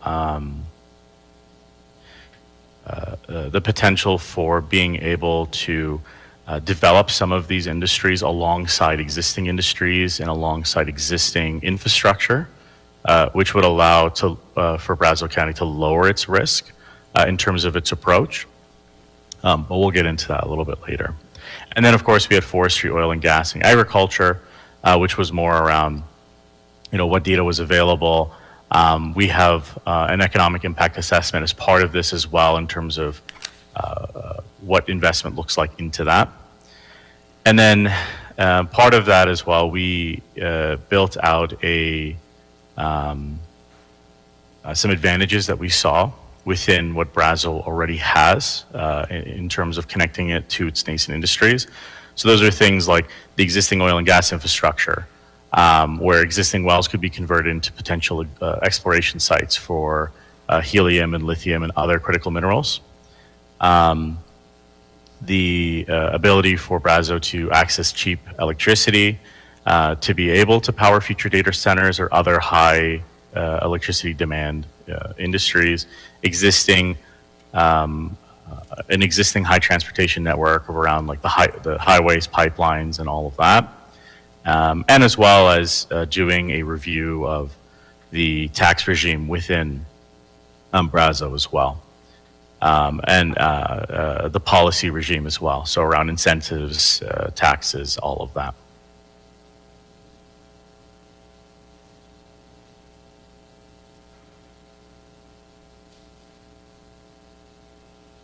So while we found that there was opportunity in the 6 sectors that we researched, we looked at and tried to prioritize what those research opportunities or what those potential investment opportunities could look like. What we found was that there is more feasibility studies that need to be done by Brazeau County to look at development related to hydrogen, critical minerals, and the oil and gas industry. Even though hydrogen is seen as more of a nascent industry where the investment outlook is not as certain, there's a lot of potential synergies between hydrogen, critical minerals, and oil and gas because they utilize the same infrastructure, they utilize a lot of the same skill sets in terms of what kind of jobs and the job retention that we need to have to be able to build up those industries. Brazeau already has a pretty favorable tax and permitting regime in terms of doing future development. So there's a lot of opportunity that could exist within those specific industries as kind of a bundle together. As well, looking into further stakeholder engagement sessions with local businesses. So we know that Brazeau has been involved with a couple of exploration companies, but broadening that into provincial industry associations to continue to develop those industry connections, be able to inform future policy decisions, and kind of develop more of a circular economy within Brazeau would lead to much more certainty around the investment in each of those different sectors. And something that we kept running into as a potential limiter within Brazeau is kind of the access to rail infrastructure, especially when it comes to things like critical minerals and hydrogen exploration, as it requires a lot more land to be developed, removed, and material taken out of the ground. And that can be quite expensive if you're doing it by the truckload in comparison to transporting it by rail. So it was something that we saw was a potential limiting factor in the future. We had some risks as well associated with some of our industry research that we had, specifically around labor shortages, where we did find that within more maturing industries, they were having, based on the stakeholder interviews that we had, that they were having a harder time finding the right fit in terms of skilled labor. So that's just a potential risk in the future that might limit the growth opportunities in the more mature industries, right? To be able to continue that kind of base that they have already. There is, of course, the demand for clean energy transition, which will result in more limited growth in sectors like oil and gas. The nascent sectors that we looked at, like we said, have a lot of potential, but there's a lack of historical information. So the investing into those nascent sectors may present a risk that we don't really have too much information on at the moment. And of course, there's competition from larger urban centers like Edmonton, where they already have a lot of that key infrastructure, and they have a lot of the large industrial players that are playing in some of the spaces within the sectors that we took a look at. Again, in terms of the strategy and what we looked at, it's more about rather than competing against these larger urban centers, it's more about developing alongside with them, seeing what partnerships can be built between larger urban centers and Brazeau, and having that as a future go strategy to be able to develop the nascent and more mature industries. Maybe just jump in on that. And apologies, I've just ducked into a hotel lobby because our building's still closed. But I would just say to that point, and as we talk about further in both reports, that it's not that the nascent industries are necessarily bad. It's just that they represent higher risk in terms of what the potential return is. But as the county thinks about the types of activities it wants to engage in, where it wants to invest time, energy, effort, prioritizing infrastructure, or even economic development, staff time, those sorts of things, you think about it as a portfolio in terms of, how do we support our mature industries as they're, maintaining, and then looking at where do we want to support nascent industries as they're growing, appreciating that the likelihood that every one of the nascent industries takes off in the way that they hope it would is unlikely. So I just throw that out there because I think we wanted to be clear that there's not a lot of data available to make some of these decisions. There's more and more by the day as things are getting more built, especially as it relates to data centers. But with other sectors, it's just a note of caution. But when you think about the portfolio of activities that the county might want to take on, it's an important consideration because you do want to be able to look at the horizon and see where there is potential opportunity going forward.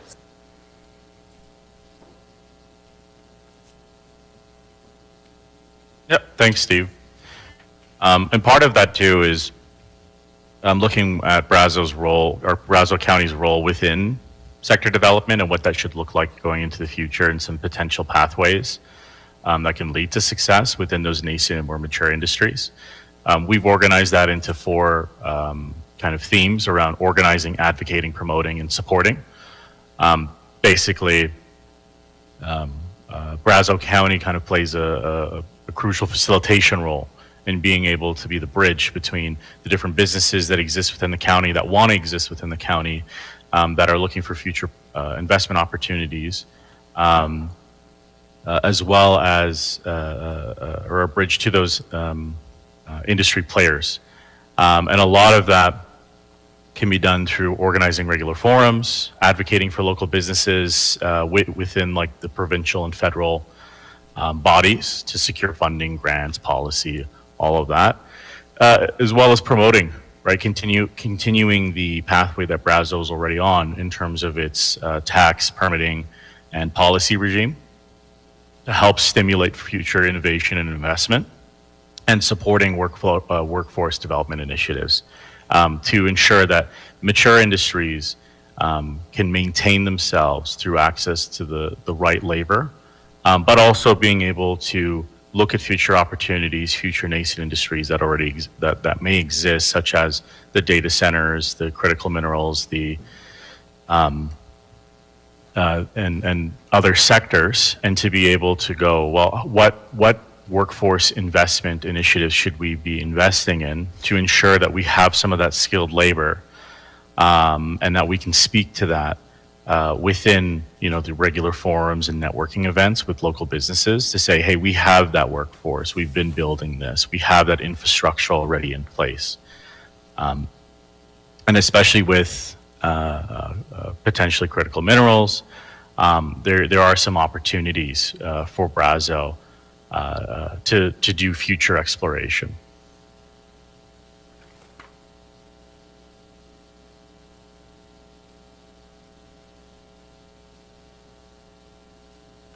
I guess before we jump into this slide, so this is more specific to the sector analysis we did within Brazeau County and critical minerals. Are there any questions at this point in terms of like the overall scope, what we were meant to do, all of that?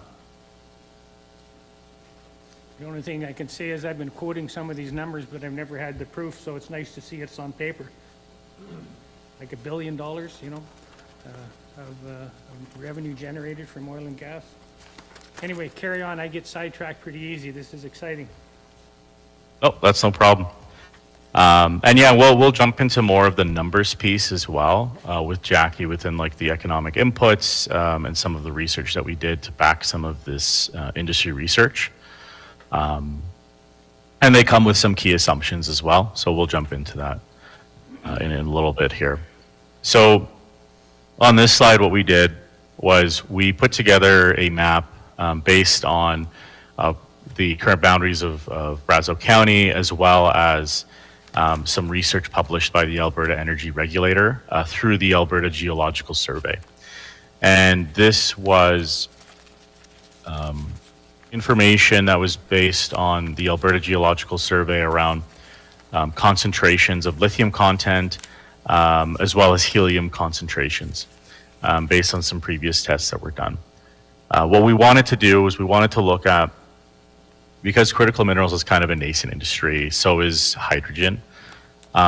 Is there a potential play for this within Brazeau County, especially as we were trying to conduct this research without really knowing if there were proven reserves within the county, but understanding that there is an existing oil and gas segment, so there's a potential for growth here.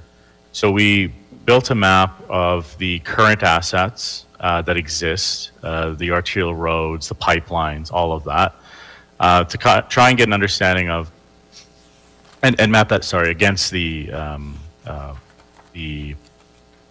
data published by the AER on lithium and helium to see if there's potential opportunity for future investment. And if there is, understanding that, is it close to existing assets, to existing roads or water bodies or whatever that may be. So this is just a map that we put together that has all of that kind of in one place, that helps us to go, well, the next step would be, of these areas that were identified by the AER, is there potential for future development? Within that future development, if it already exists next to existing operating assets, it may be easier to get in and out of there, if we're going to do like a future site study, if we're going to do a way to prove the reserves. So that's kind of what this map was meant to do. And so yeah, just to build on that, I think when we talk about things like critical minerals as a sector, it can be so broad that one of the things we wanted to do as we worked through the available information and what we could piece together was how to also help narrow the universe of possible, rabbit holes to follow or rabbit tracks to chase when you're if you're looking to hunt big game as a county, then where are the opportunities? And I don't know how many analogies I can put into one sentence, but what are the low-hanging fruit as part of that? And so I think one of the things that you can get from this is that it's critical minerals writ large. There's not necessarily an opportunity for each type of critical mineral, but there are potential that warrants perhaps further exploration, consideration, and research related to opportunities with lithium and helium, and staying on top of the geological research that the AGS does, because really a large part of something like critical mineral development is obviously dependent on the foundational geology of the area. That without that, no amount of investment attraction initiative will get a gold mine firm to a place that has no gold. So I think that one of the things that we wanted to just put out with this map is show, here's a set of assets, here's a set of strengths, and then we layer that with some opportunity to improve focus or increase focus over time on aspects of critical minerals you might want to pursue, rather than one big conversation at 100,000 feet about critical minerals. Yep, that's right. And we have further information on this in the sector development report as well, the draft that was sent over as part of the material for this meeting.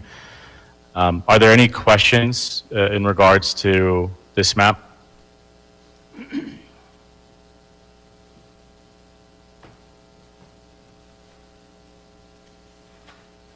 And again, the express purpose of this is really just to show that there is existing infrastructure that does exist around some of these potential sites, that with future exploration to prove if the reserves are large enough for commercial investment, that part of the case for investment for future businesses could be, hey, we already have the existing infrastructure such as the electricity, the roads, the pipelines, the utility right-of-ways.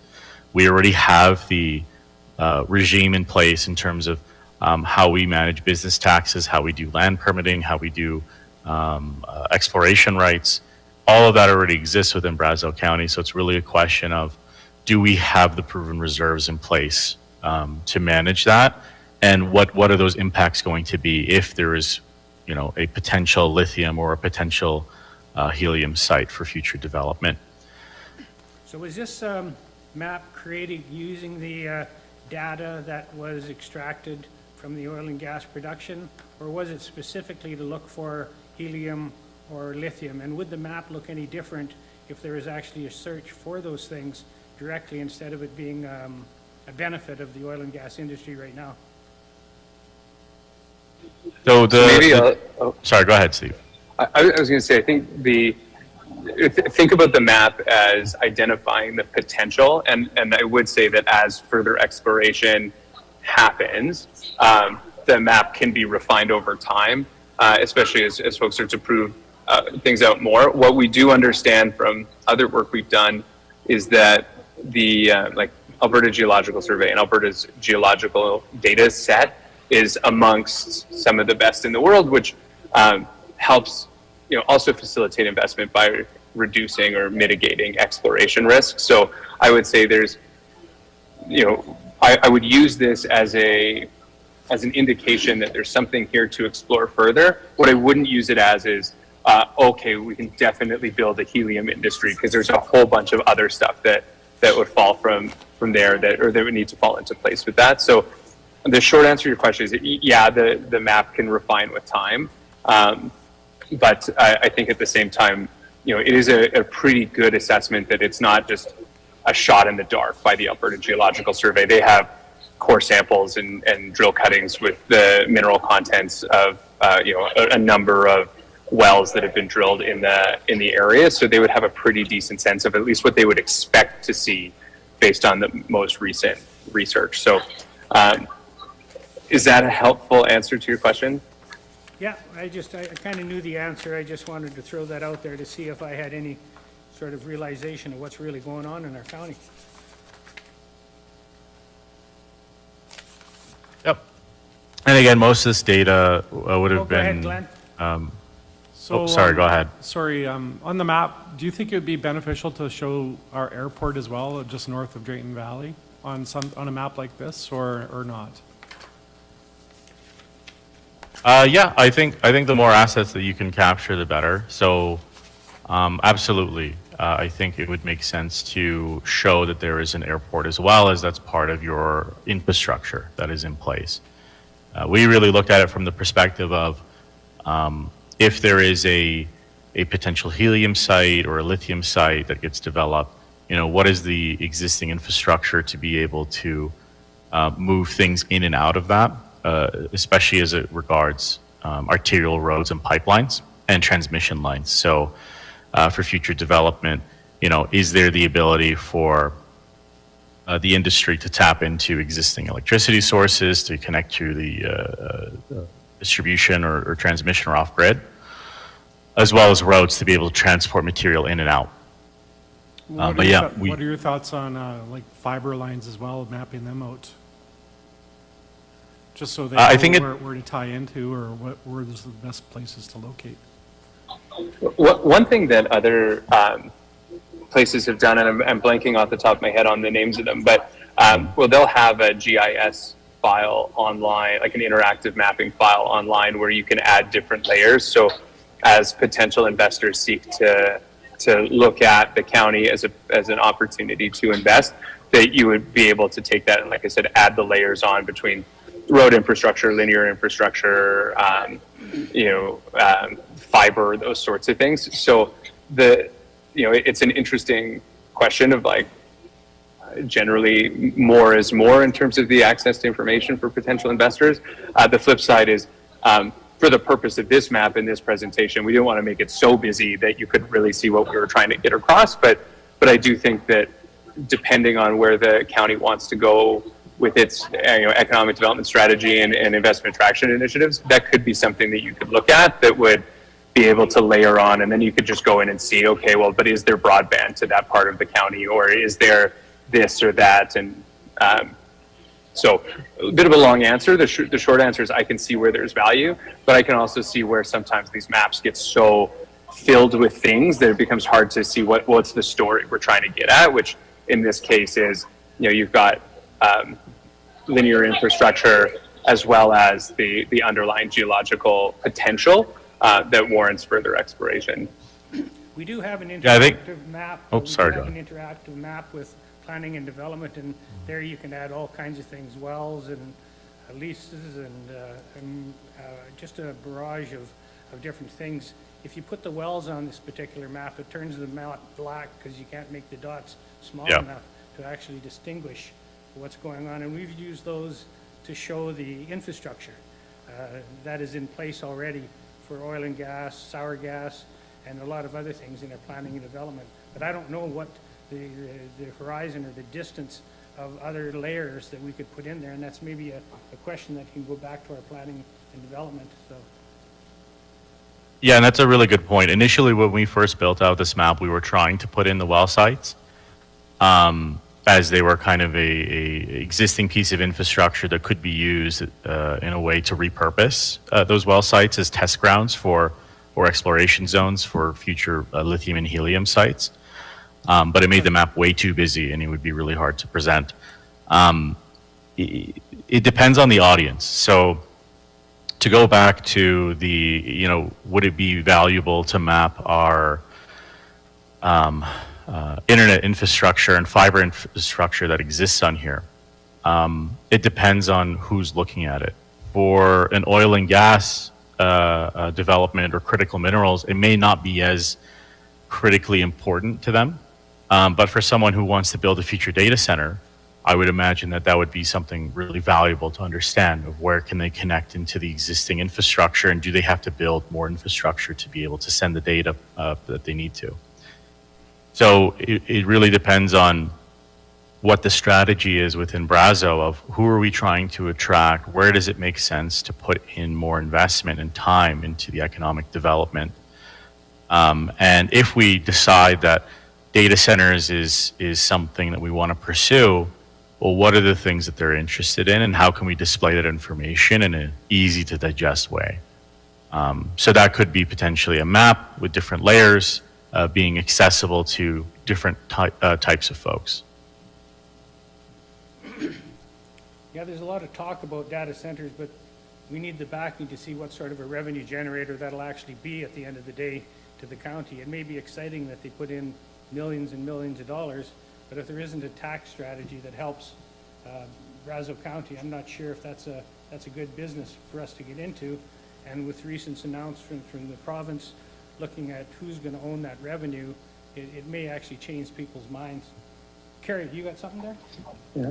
Yeah, I was just going to bring up the recent announcement last week with that it sounds like the province is taking that revenue from the municipalities. So I actually, separate hat on, but just so council's aware, and same with on the call, RMA's got a meeting set up with a couple affected municipalities that have some of these projects in the go that we're really banking on the revenue from it. So that's actually tomorrow morning. So. And I will note for the economic impact study portion of this, I mean, the silver lining to the lack of data that's available means that we didn't do too deep of a dive. We weren't able to on potential revenue related to data centers, for all the reasons that this discussion is, but it also wouldn't have captured the levy that the provincial government announced related to data centers. I think it's another factor, but a good transition point to, I know folks love the numbers, so maybe we'll pass it to Jackie to run through some of the next slides on the economic impact numbers and how to think about them and how you can use those to incorporate into economic development planning and that sort of good stuff. So we have an agenda item at 11 o'clock. What have you got left for your presentation? Jackie, can you do it in 5? Would you guys be okay with a 5-minute quick rundown on the numbers, and then we'll be out of your hair if that's okay? No, you're not in our hair. This has been interesting to say the least. So carry on then. I'll just stretch out the public input another 5 or 10 minutes if we have to. Okay. So, just a reminder, it's part of the project. We conducted an economic impact study on the maturing sector. So that includes oil and gas, forestry, and agriculture. That began with kind of looking at the size of the industry.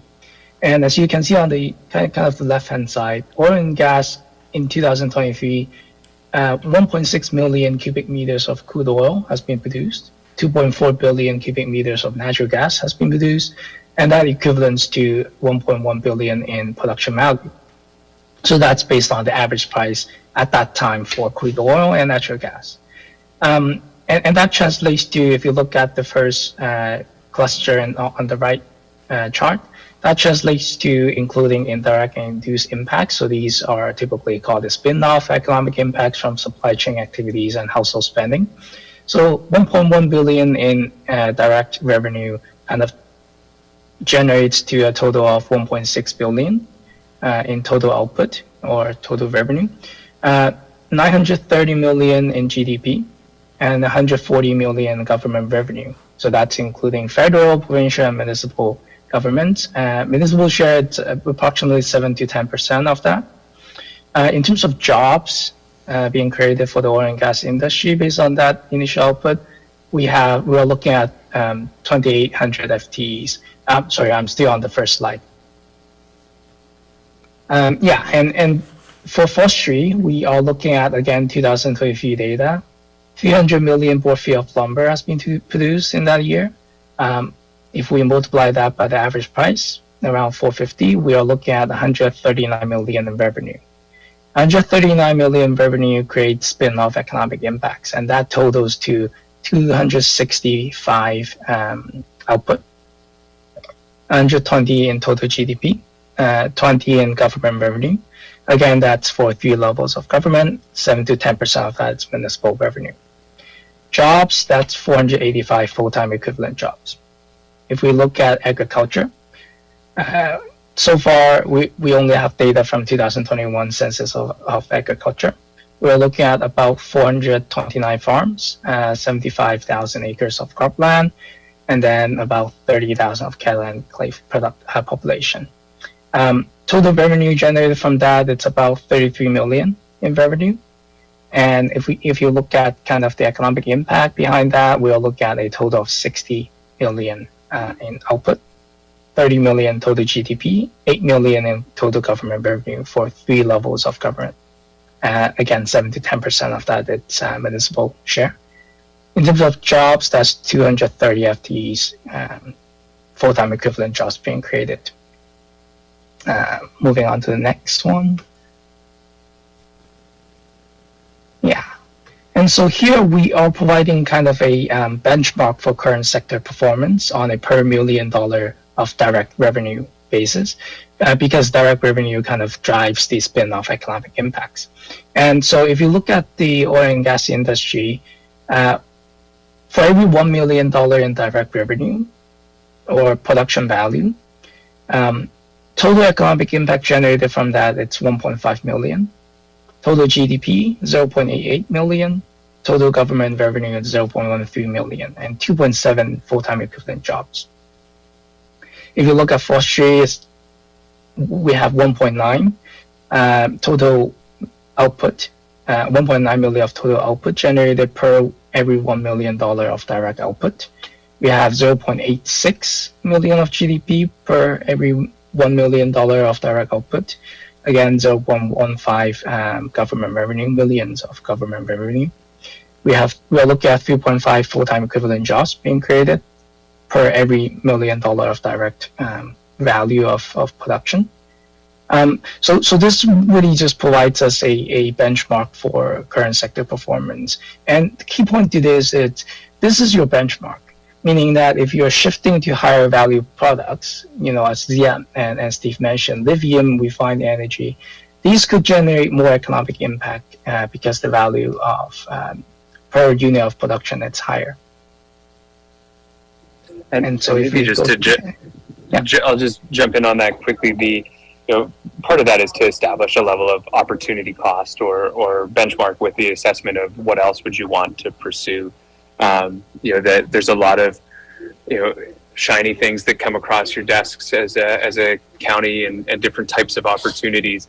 This gives you a sense of is this better or worse than what we're doing now? And it just allows you to sort of put something in to compare other modeling against. So I wouldn't read this as, oh, look, we can hire more people because of forestry versus oil and gas. That's not the right way to look at it. But if it's, if we were going to convert what would have been oil and gas, land use for oil and gas or land use for forestry to something else, then, you can start to look at this and look at what the potential GDP impacts are, employment impacts, and revenue impacts would be. So I would think of it as like an opportunity cost sort of thing, rather than it's not meant to sort of pit these different sectors against each other, but that there are trade-offs with different kinds of investments. Yeah. So I have a final slide here on agriculture because we don't want to miss that. So again, for agriculture, for every $1 million of direct revenue, we are looking at a total of 1.8 million in total GDP, total output, 0.9 million total GDP, 0.23 million total government revenue, and that's per every $1 million of direct revenue generated. We're looking at 6.9 full-time equivalent jobs being generated, and that's because agriculture is relatively just more labor intensive than the previous oil and gas and forestry industries. But still shifting to higher value agricultural products such as agri-food processing, specialty kind of crops that would generate that has the potential to generate more economic impact. And I'll finish right there.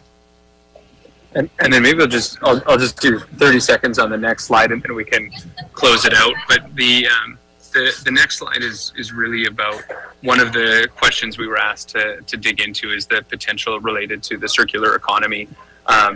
And one of the things we just wanted to highlight for this group is that there's actually a fair amount of circular economy related activities, which is essentially how do you use byproducts or waste from one type of operation as an input into another type of operation. And there's in some regard a fair amount of it already happening companies tend to be pretty good at figuring out where they can make money and expand their operations. There's also limited potential for some particular sectors to do even more because they are already doing it.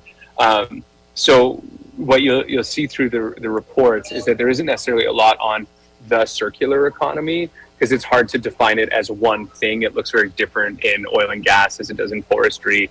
Like conceptually, it's the same, but it's, in terms of in practice and the opportunity as an economic development tool is slightly different. So, or can be very different. So, wanted to highlight that it's in there. We sort of looked at where there might be potential opportunities, but wanted to sort of wrap that up.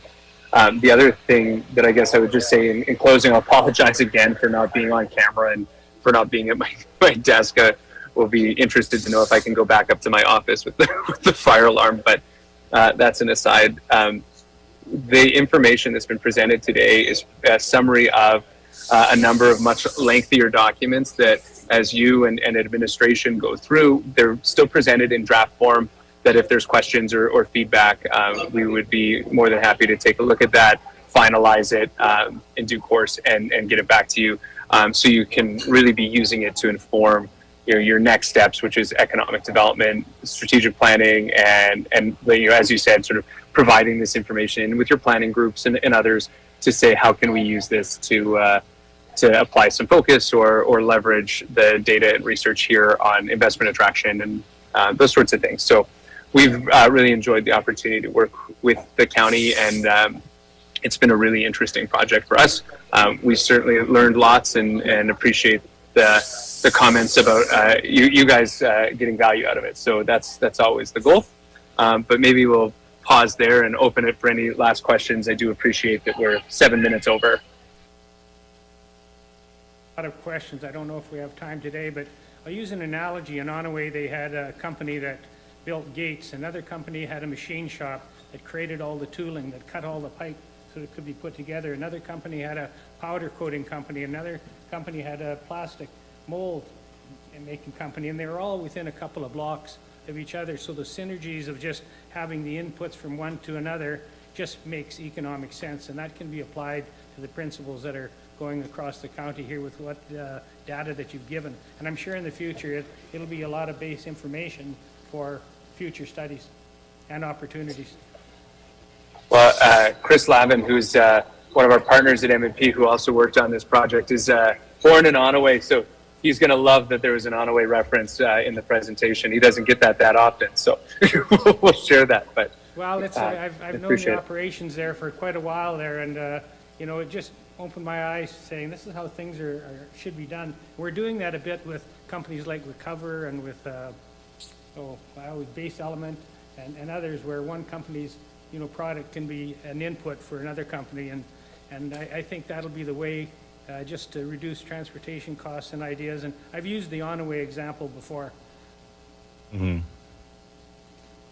It's not better than Brazeau, though. Awesome. Well, thanks so much, and feel free to reach out if you have any questions or additional feedback, and we appreciate the chance to present it today. Thank you. You've given us enough information to hurt my head, so thank you.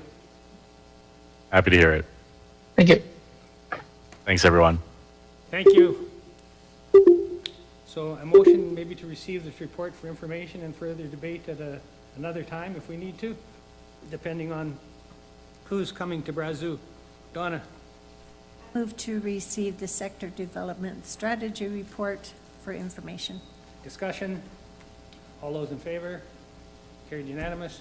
I'm not going to take a break here because I don't know how many people are lined up for public input, but public input is a unique opportunity that we give the public. If they don't have time to get on the agenda, they can bring up any issues.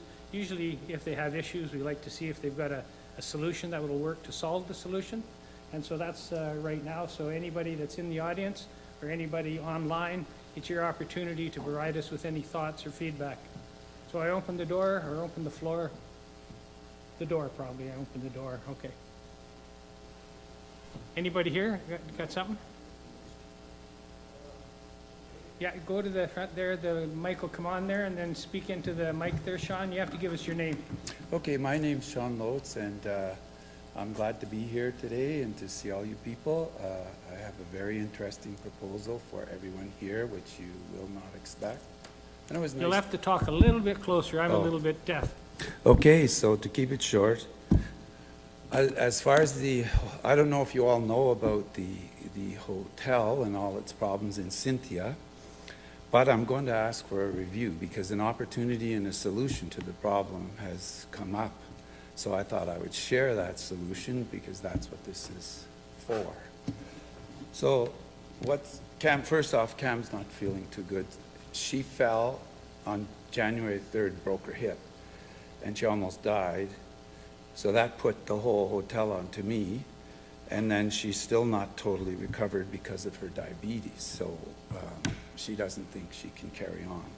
So then my name was on there for trust reasons. And so now that she's out of commission, she asked me to ask for a review and to say she's very sorry about everything that's going on at the hotel. It's totally not acceptable. But when I show you what I've been up to, you will go, oh, this could work out for good.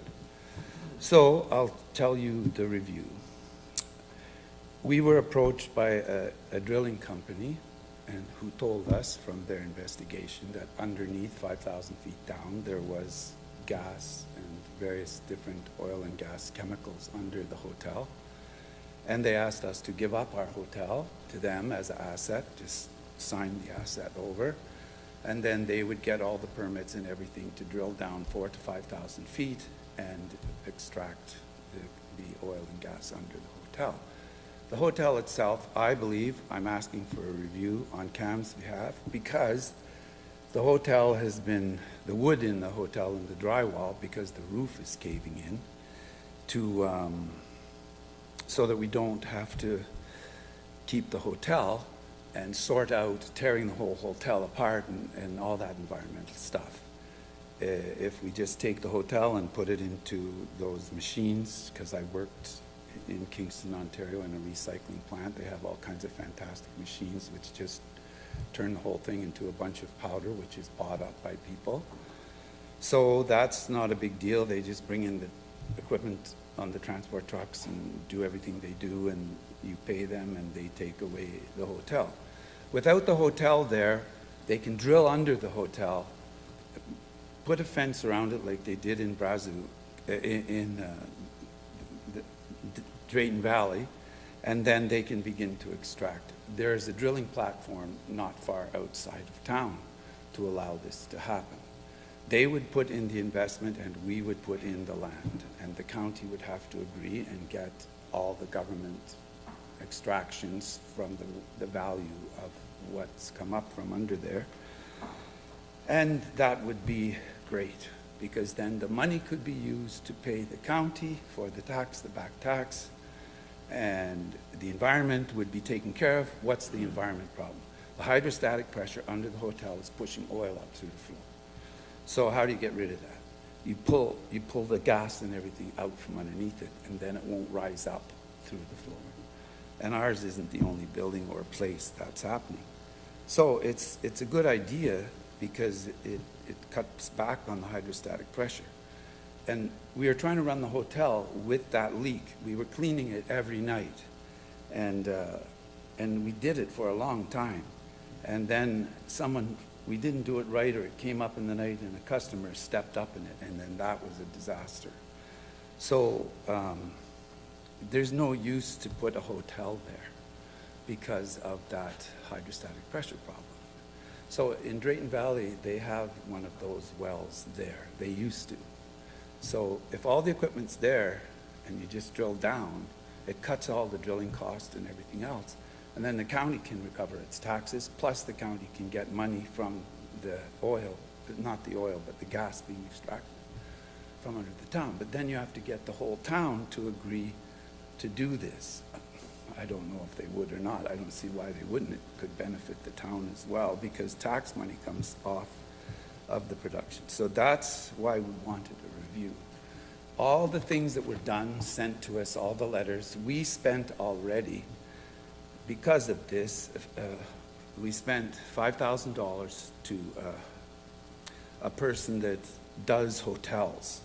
and to tell you if the potential is good in the hotel to strip out all the drywall, to fix the roof, $175,000, to tear off all the asbestos coating outside and put on new coating, and just do all kinds of things and spend $10 million sorting the problem out. You don't need to. Just put the money into the drilling company, go down, remove the top of the building. We had a bid for $35,000 to do that.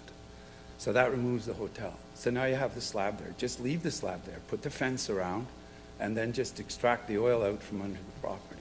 Now the county has a cash flow for how long? They said it could at least go for 10 or 15 years because of the reserve underneath that whole town.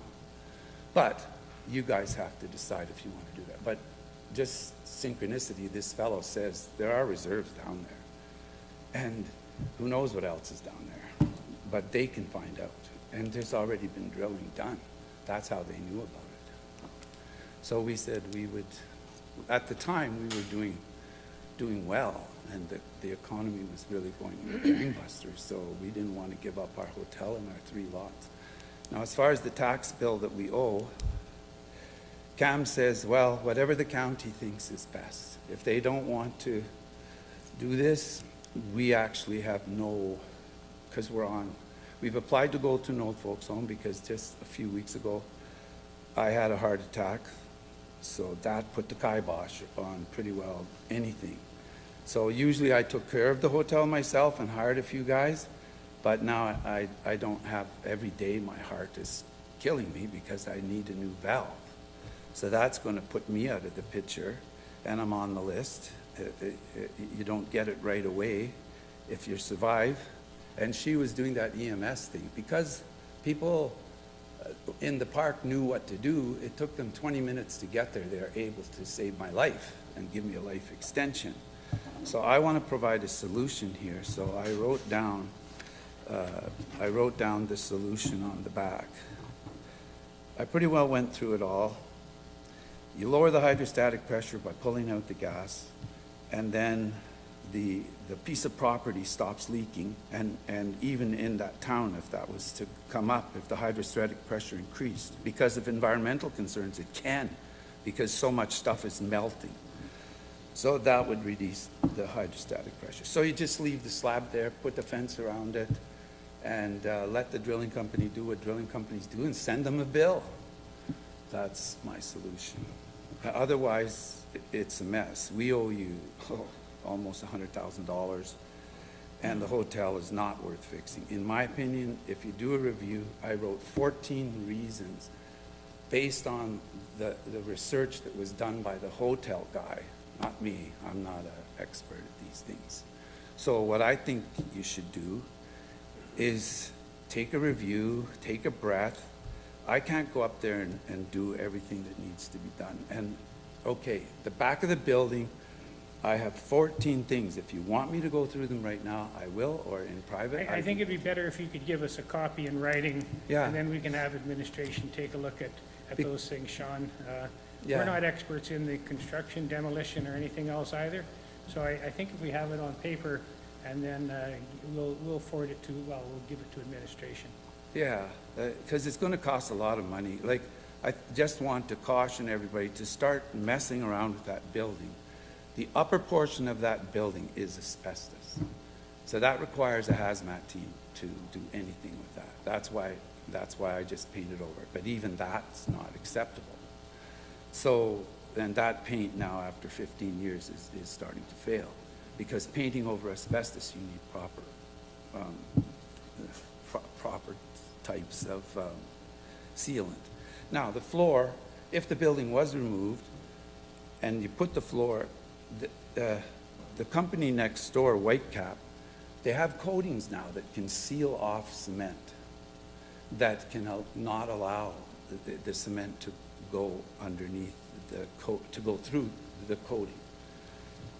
So that alone was a $50,000 problem. The roof is $175,000. To paint the outside of the building is $10,000. To pull all the drywall out of the inside of the building and to redo the electrical, we've been told it's like $200,000-300,000. So you're getting into astronomical prices here to do stuff for an old building that's not worth doing. And not only that, who's going to go in that building? I went in that building just to check things out, and the ceiling fell right beside me with the entire gigantic old light fixture from it, just by gravity, because there's so much water stuck between the first floor and the second floor, because the top floor, when the tornado went over, it ripped out the building. And but the company we insured with said they do not do seepage and they do not do oil seepage. Leaking from the roof or soil, our contract did not cover that, and we lost paying lawyers for that, so we had to pay all the soil fees, which was our entire operating budget for that, and that cost us $71,000 because we lost. We had to pay everybody, and because of the fine print. That's why we didn't replace the building. And then the other problem is that wall that faces that building of Whitecap. Someone ran into that. That building, the roof is so wet that the undercarriage of it, that wall, it's just going to take a little bit of snow and the weight, it's all going to let go and just fall right out on the street, just like that ceiling fell down, almost hit me. So anyway, going around that building is not safe. Okay, so at the back, you had a big concern about that and all that garbage that's back there. My health was just not strong enough to go move all that stuff. But I did move lots of stuff, but not enough. And the grass cutting is out. I tried cutting the grass, and my heart was killing me. So I just said, that's it. So that's my solution focus. I put that. You can think about that. I don't know if you want to have that covers that property for very cheap, a way to solve the problem and to bring an income stream into the county. You know. Yeah, so I'll get you to leave a printed copy if you can. They can make photocopies, and they'll have to stew on it for a while to some options or solutions possibly. But right now it sounds like a complete disaster for you. If when that company had offered that and we had seen the bigger picture, we could have come to you 5 years ago and said, this is what we'd like to do. And everything was booming. So, but we thought that we didn't need to be booming in the oil business. So that's why we said no. So there it is. So that's just another nail in the coffin. So, but somebody else could do it because Drayton Valley has one of those type wells just inside the city limits there by the car lot there. Yeah. Anyway, so that's where we're at, and we would just like to say, she said, whatever you need to do that you think is best, then you will need to do it because she doesn't have the stamina to run it, and she's sorry. But she would love to do this, but you know, you can't take it with you. So there you go. There's a solution for you. Okay, thanks, Sean. Okay. Was there And any I'm questions? sorry too, but I just got out of the hospital, so. If you're going to go up there, I saw that. I don't think anybody will be going up there from a safety point of view, Sean. You've scared the hell out of me already. Well, what can you do? I don't even want to go in there, but I have to. And I'm trying to pick a dry day, but apparently it's going to rain in the next few days. And you guys have a date, October the 5th, where you're going to fine me about, I don't know, $25,000. I added it all up. You just have to add it to the tax bill. But we did, for the money to get all this done, we did pay for it. And so, and then your report, many of the things in your report were already into the report that we paid for from the company that assesses hotels' potential. With that, I don't think you need to, something has to be done there, for sure, because we can't let anybody go in there. Right. I'll be sued for millions of dollars. There's no Right. doubt about it. All right, just leave it with us, Sean, there, and we'll try to Okay. do what we can to come up with some ideas for you. Oh, and the other thing too, our other property that we have bigger than this one in Nova Scotia, to cover the cost of this one, where we have that one up for sale. But in Nova Scotia, they have a rule. You have to show up and say that you're not under duress to sell off your property. So we've been trying to get to Nova Scotia, but with Cam's health problems and my health problems, it's not a really good idea to be jumping around the world. Okay, give us a bit of a break here, because fixing our problems are tough enough. Stepping into Nova Scotia is going to be even Well, a we little, can sell a it. little harder. We put it up for sale, Right. and it's worth about $500,000.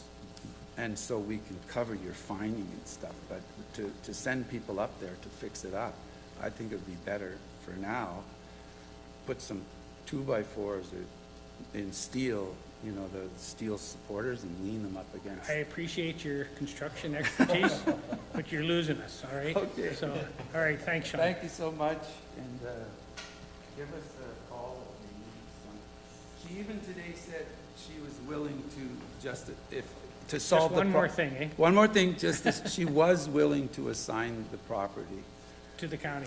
to the county or the oil company, but the county has to approve the oil company. So, I mean, that's not gonna help you, but when we sell the property, we can clear off the debt. We'll let administration take a look at the options that we could do. Yeah, you gotta look at it really deeply, so. Thanks for anyway. taking time, and I'm sorry about your misfortunes in Yeah, it's really in good. life. You have a list that goes on. Anyway, that's life, you just have to pick up the pieces and carry on. Thanks. Okay, Thanks. thank you. Stay positive. Stay positive. Good idea. Anybody else? And just like Sean did there, state your name for the record so that we can capture it on the recording. Hello, Council. My name is Nat Mahan. I'm a father of 5 children. We live in Lindale. I own 2 lots. I don't own them on paper, on the deed, but I own them. And I'm the one that's created the situation that brings me here today. We are a single-income home with my wife Shailene being a stay-at-home mother. 3.5 years ago, I took possession of 5010 50th Avenue, Lindale. This is the address of which the issue of the letters that are coming from the county have come from. At that time, the property was in really rough shape. Low muddy ground level, and over 10 years of renters on the lot had accumulated large amounts of garbage and soil contamination. There were over 12 large mature spruce trees that needed removing that were endangering the house I live in. 4 old rotten sheds that needed removing, large amounts of broken glass and small metal debris were mixed into the entire layer of topsoil over most of the lot. Over the next year, I removed the trees endangering my house and started removing the contaminated topsoil. When I had enough money to buy my mini excavator, I realized at that point that I didn't have the time or resources to take on a job as large as removing all topsoil from that lot.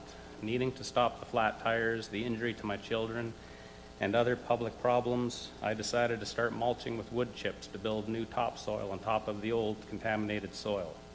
This helps in many ways. It retains soil moisture, slows grass and weeds, and rebuilds the soil so I can replant a lawn one day when the regrading is complete. Most of all, the wood chips enabled me to start finally driving on more of the property without sinking into the mud or getting a flat tire. I only have 4 pages for you folks. I don't have too many. At that time, we also had an issue with the house beside us selling hard drugs, which brought crime to the neighborhood. Needing privacy from the road, but having no budget for a fence due to the soil level being 4 feet below the grade of the road. I leaned the next year's firewood logs up, making a wall that my vegetables and vines could climb. The log wall worked and got many complaints from the community through the years it remained. I also displayed all the large tree stumps that I had hand dug and hand peeled before owning an excavator, which also got many compliments from the community. Setting the log wall and stumps in that location along the front of the property increased the safety of my family, sitting in the living room in the front of the house from the speeding vehicles and other crime coming from the road, due to our house only being 15 feet from the property line. Then it happened. A gunman from 5018 50th Street, which is next door to the west, named Everett Miller, went on a rampage with a 12-gauge shotgun, shooting our house twice on the west side, into the bedroom at 10 p.m., a few feet from my sleeping 7-year-old son. We live mostly on the east side of the house where the log wall shielded us from the bullets coming from the east when the gunman walked out onto the road to continue trying to kill my family. The shooting stressed my wife so bad she had my son a month premature. For the next 11 days, he fought for his life in the infant ICU. Upon returning home, my wife and I spent the next 3 months fighting to keep our baby alive. The man never did jail time. He and his family continued to make complaints to the county about our property out of jealousy and hate. For the next year, some of the county continued to send out unsightly premises letters ordering us to remove my roadside art. My neat stacked column of river stones, my perfect peeled hand-dug stumps, and my log wall were all deemed to be removed because people who did not like me were making complaints, weaponizing the system, saying they were unsightly. I met with Kathleen from Planning and Development and tried to share understanding and perspective from another point of view. As my rock column was waiting for the second to be built on the other side of the driveway, and my stumps were not unsightly as they had received many complaints or compliments from the community. Fast forward a few years and my career is peaking, meaning that money is not hard to make as it was 5 years ago. 5 years ago, the sale of $300 worth of a cord of firewood was the difference between having food or no food for that couple of weeks. Now I make $250 an hour climbing trees and cutting them down in tight residential spaces. Firewood is the byproduct of my career. Now I bring home only the choice premium logs that heat our home. What you see in my yard is less than 3% of the trees I cut in a year. I cut hundreds of tons of tree material, and 95 to 97% of all products get put in branch dumps and given away before reaching my yard. I feel that people from this office may have forgotten what it really takes to heat a home without using fossil fuels. I keep hearing that I have too much firewood. Our home heats 330 days of the year with wood. The wood also heats our potable hot water, and we use it for cooking. In the cold of winter at 30 below Celsius, it takes a full 4x8 cord of wood every 6 days, meaning that it takes between 25 and 30 cords a year. For wood to burn and make heat, it must be split and stacked for 2 years, meaning that any given fall, I need between 50 and 60 cords of wood stockpiled and stacked neatly in the yard. I currently have the least wood I've ever had in the yard, but it is out in the open where it is visible for people to see. I currently only have 14 cords neatly stacked on the southeast corner of 5010 50th Avenue.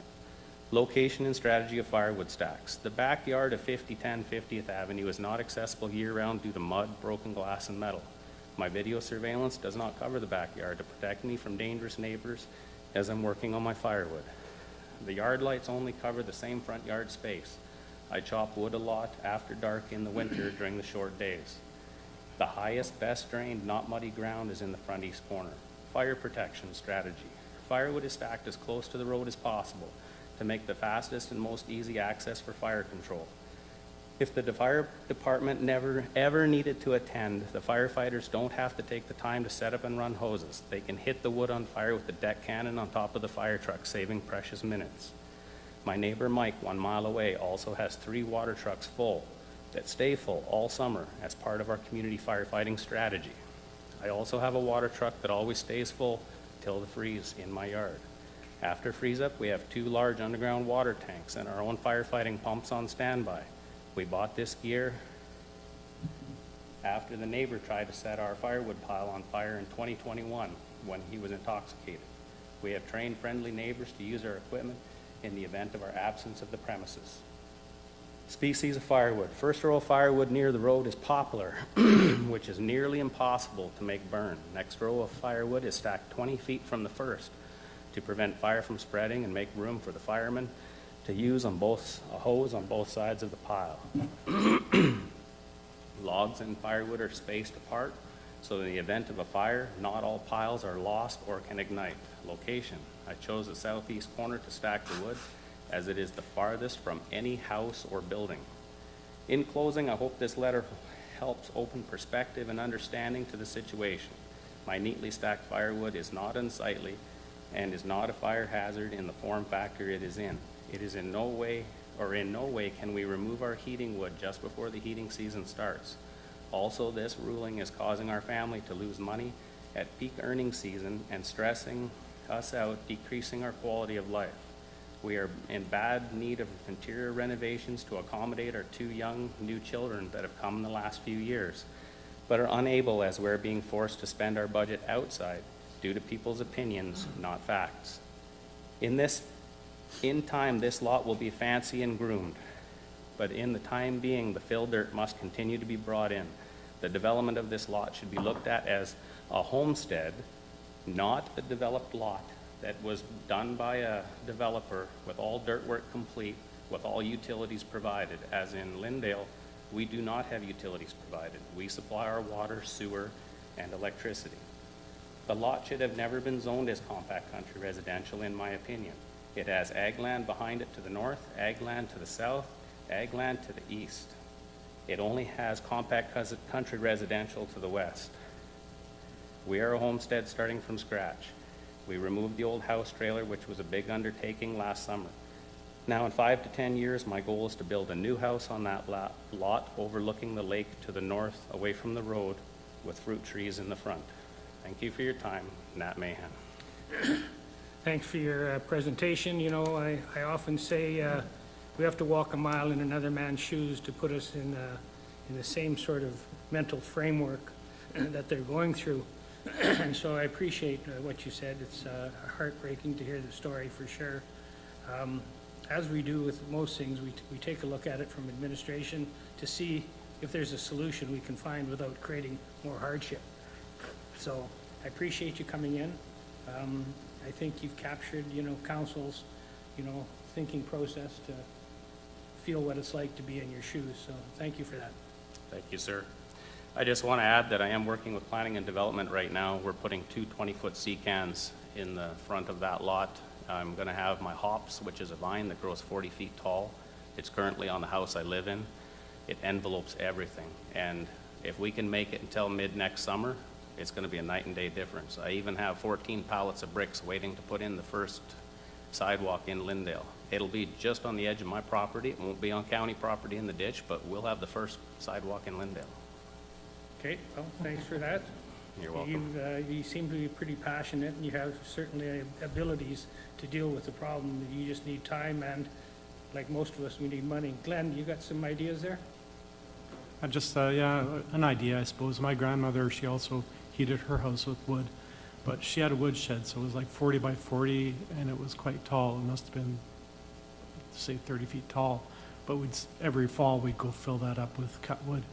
Would that be an option for you? And that way, the neighbors don't have to look at it? Like I said, I know that Weyhauser had, they had a bad fire here out by the Cynthia Highway, so they had stacked wood similar to what you've done. And they did a controlled burn to get rid of some of the vegetation, but it got away. It got into that wood pile, and not easy to put out. Once those piles get going, it takes some big equipment to get that, to deal with that.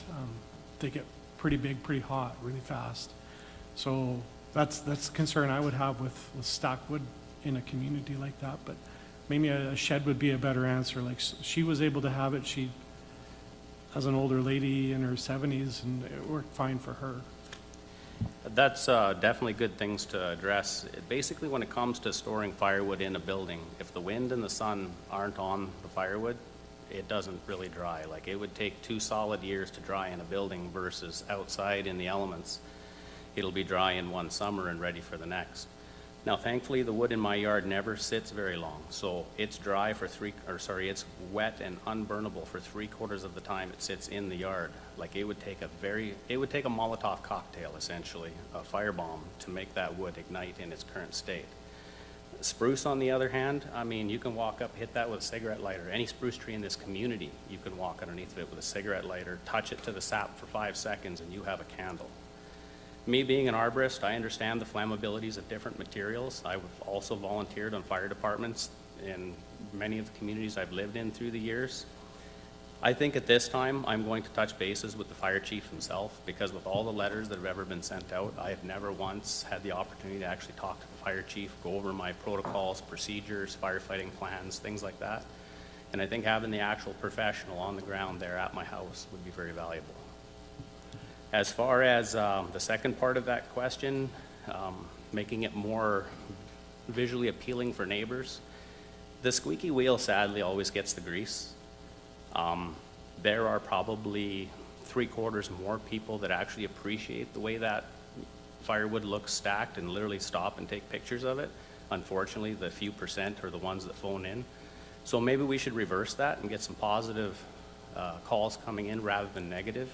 And I think rather than trying to hide the firewood, I'm going to make it more architecturally pleasing, meaning that the shapes will change, the crates that get stacked in will have little colored roofs, get my vegetables growing back up them again the way it was in the past. I had my trellising beans growing 10 feet up the sides of the wood crates. I think that looks amazing. And the cucumbers and the squash will do the same thing. There's ways of incorporating it. We drove around a very high-end neighborhood called Crystal Springs in Pigeon Lake the other day. I do work out there as well. And I counted 9 locations with log walls similar to, or firewood walls similar to mine. Firewood stacked in a community, as long as it's stacked, I think should be looked at a lot differently. It's not as big a fire risk as we think it is. That's my thoughts. You know, I would suggest that you talk to our Alice coordinator. There may be a green Alice program that helps with using nature to enhance your operation. We do it in agriculture, but there's also some other programs that are out there that help to fund things. I don't know if it would fit in. You'd have to talk about your plans with her, and maybe there's some help there as well. I love that strategy, Bart, because when we break it down and we think about it, there are about 4 or 5 other tree services in this community that do what I do. Every single one of them throw every bit of tree material into the landfill. At one time, before I got as busy as I am now, I was the only net zero tree service that was in the community that was actually trying to use the products from the trees we were removing rather than just tossing them in a landfill like garbage. To be honest, hauling beautiful firewood to that landfill, I guess it's that way, makes me feel dirty in a way. I almost feel as though I'm trashing something that nature gave us that should be put to better use. Like, it hurts me to bring good firewood to that landfill. So I try and give it away in the community before it reaches there. Kara's been waiting to talk. No, thank you, Reeve. I was just going to build on what Councillor Gunderson had said. I actually heated my house with wood up until the last few years. So I understand how much it takes. Trust me, I know, because I lived it and I know how much work goes into it. But we did store ours in sea cans. And 2 things that I may suggest if you're going to, but I know, because I had neighbors, we painted ours. It took me an afternoon to paint both sea cans to match the house. And the other issue, we had the same thing. If you, any wet wood that goes in, we drilled a hole in the roof and put the whirlybirds in, made the world of difference. So. Absolutely. Yeah. And I like that strategy because the sea can is actually a solar kiln, so to speak. In the sun, they get bloody hot, and that helps extract the moisture out of the wood. And one of the things that's actually in my favor, thankfully, is in the last 2.5 years, I've got equipment now that I never had before. I don't have to move every stick of firewood by hand. Now, if I put it in a ICB cage, I can actually move it with the skid steer. So now the sea can actually becomes a plausible, doable idea. Because before, if you were throwing it by hand into the sea can and then digging it all out and hauling it back in the house stick by stick, my God, would that wear a guy out? Absolutely. So I'm not sure what the next step is besides meeting again with planning and development, going over my building permits, or my development permits, as well as meeting with the fire chief. But I think those are good steps to move forward. There's 2 good steps, and you'll want to talk when you talk to planning, is see if you can pick their brains on some possible solutions. And if it doesn't work, then you'll have to come back, because we have to follow the rules we make. And then the only place you can change that is if you come to council and council makes a specific decision. And not all rules work for everybody either. Absolutely. So. Thank you. The order, I believe, climaxed on the 22nd. So do I come back to council the next time we have council here? It depends if you get a solution or not to the order. Before then? Okay. Yeah, if you got a solution where there isn't a timeline on you, then, you're wasting your time. You just have to carry through with what your plans are. Okay. So. Thank you, folks. Thanks. Oh, go ahead. Donna's got a question. Why did the gunman not get put in jail? That's my question. This is Some horrible. people are really good at manipulating the system, ma'am, and this person, through my own personal investigations, has already taken a human life, and he's very good at manipulating the police. And now he's manipulating the police again. We have a legal system that I don't understand, and I have a hard time. I like to avoid the courtroom, and that's the wrong thing to do, because if you're not there, your voice doesn't get heard, and they just turn to a book and they go with whatever was on there. As an example, he has an order to stay 30 meters away from our house. The property next door is all 30 meters from our house, yet the police won't breach him. My concern with that is, the way my mind thinks, I think 20 steps ahead. Every single accident, it doesn't matter what it was, even if it was just a close call in traffic. What is the next escalation of what could have been? And the next escalation of a gunman shooting your house is somebody dies. And I have to fight the legal system. The next stop today is I have to go down to the Thorsby police station and try to convince the sergeant to lay charges against this individual before this climaxes again. And now, to make it worse, we have an RCMP member that is pregnant in the same community. And if he pulls another incident like that, he could endanger another child again. And that RCMP member is from the same detachment that I have to go see the sergeant. I don't understand the system. I really don't. But if a man picks up a gun and uses it in anger while intoxicated, he should never touch one again. Well, I didn't mean to get off topic, and good luck today. I'm sorry, and thank you for hearing me out and taking the time to hear my words. Okay. Take care, folks. Thank you.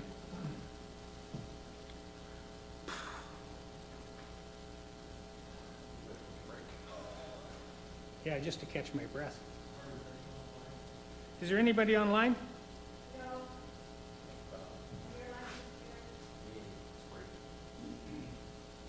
All right. We'll take a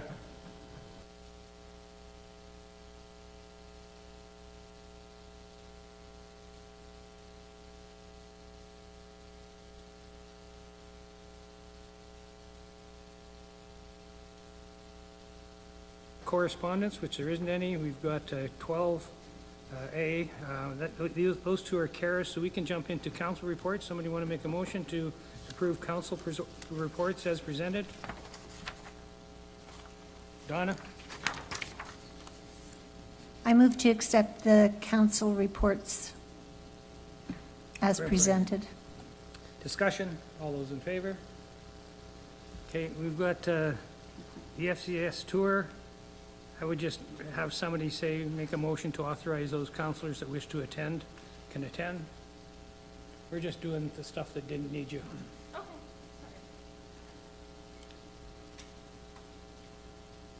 So I suggest somebody make a motion in regards to authorizing councillors that want to attend the FCSS board tour, be authorized to do so. Dallas?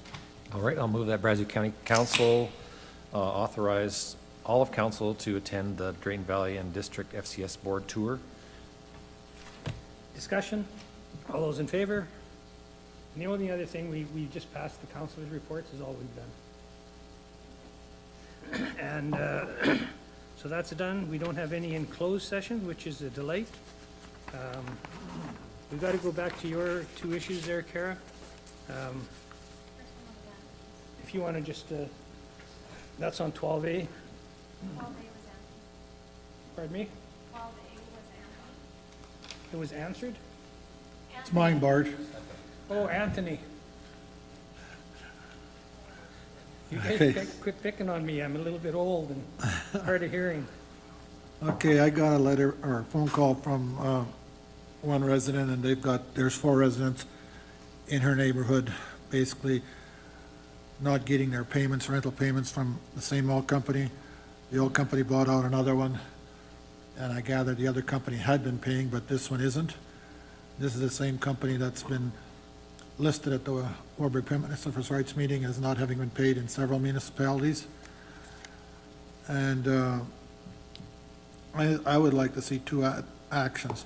One, I'd like to see us write a letter to Minister of Energy, who oversees this kind of, like the ERCV and the like, AER. And I would like to see in that letter that we require the minister, or get the minister to consider requiring that when they do title transfers, that the operating taxes and rental payments have to be paid. And second of all, let's wait, I'm reading here. Yeah, when their transfer is made too, like not only just the transfers, but when a company may have bought properties, then they want to do new drillings or new whatevers. The other applications are before the EER. I think before they start just shuffling off another approvals, they should be requiring them to pay up their past debts, because after all, if they got money to drill or to put a pipeline in, they should have money to pay their debts.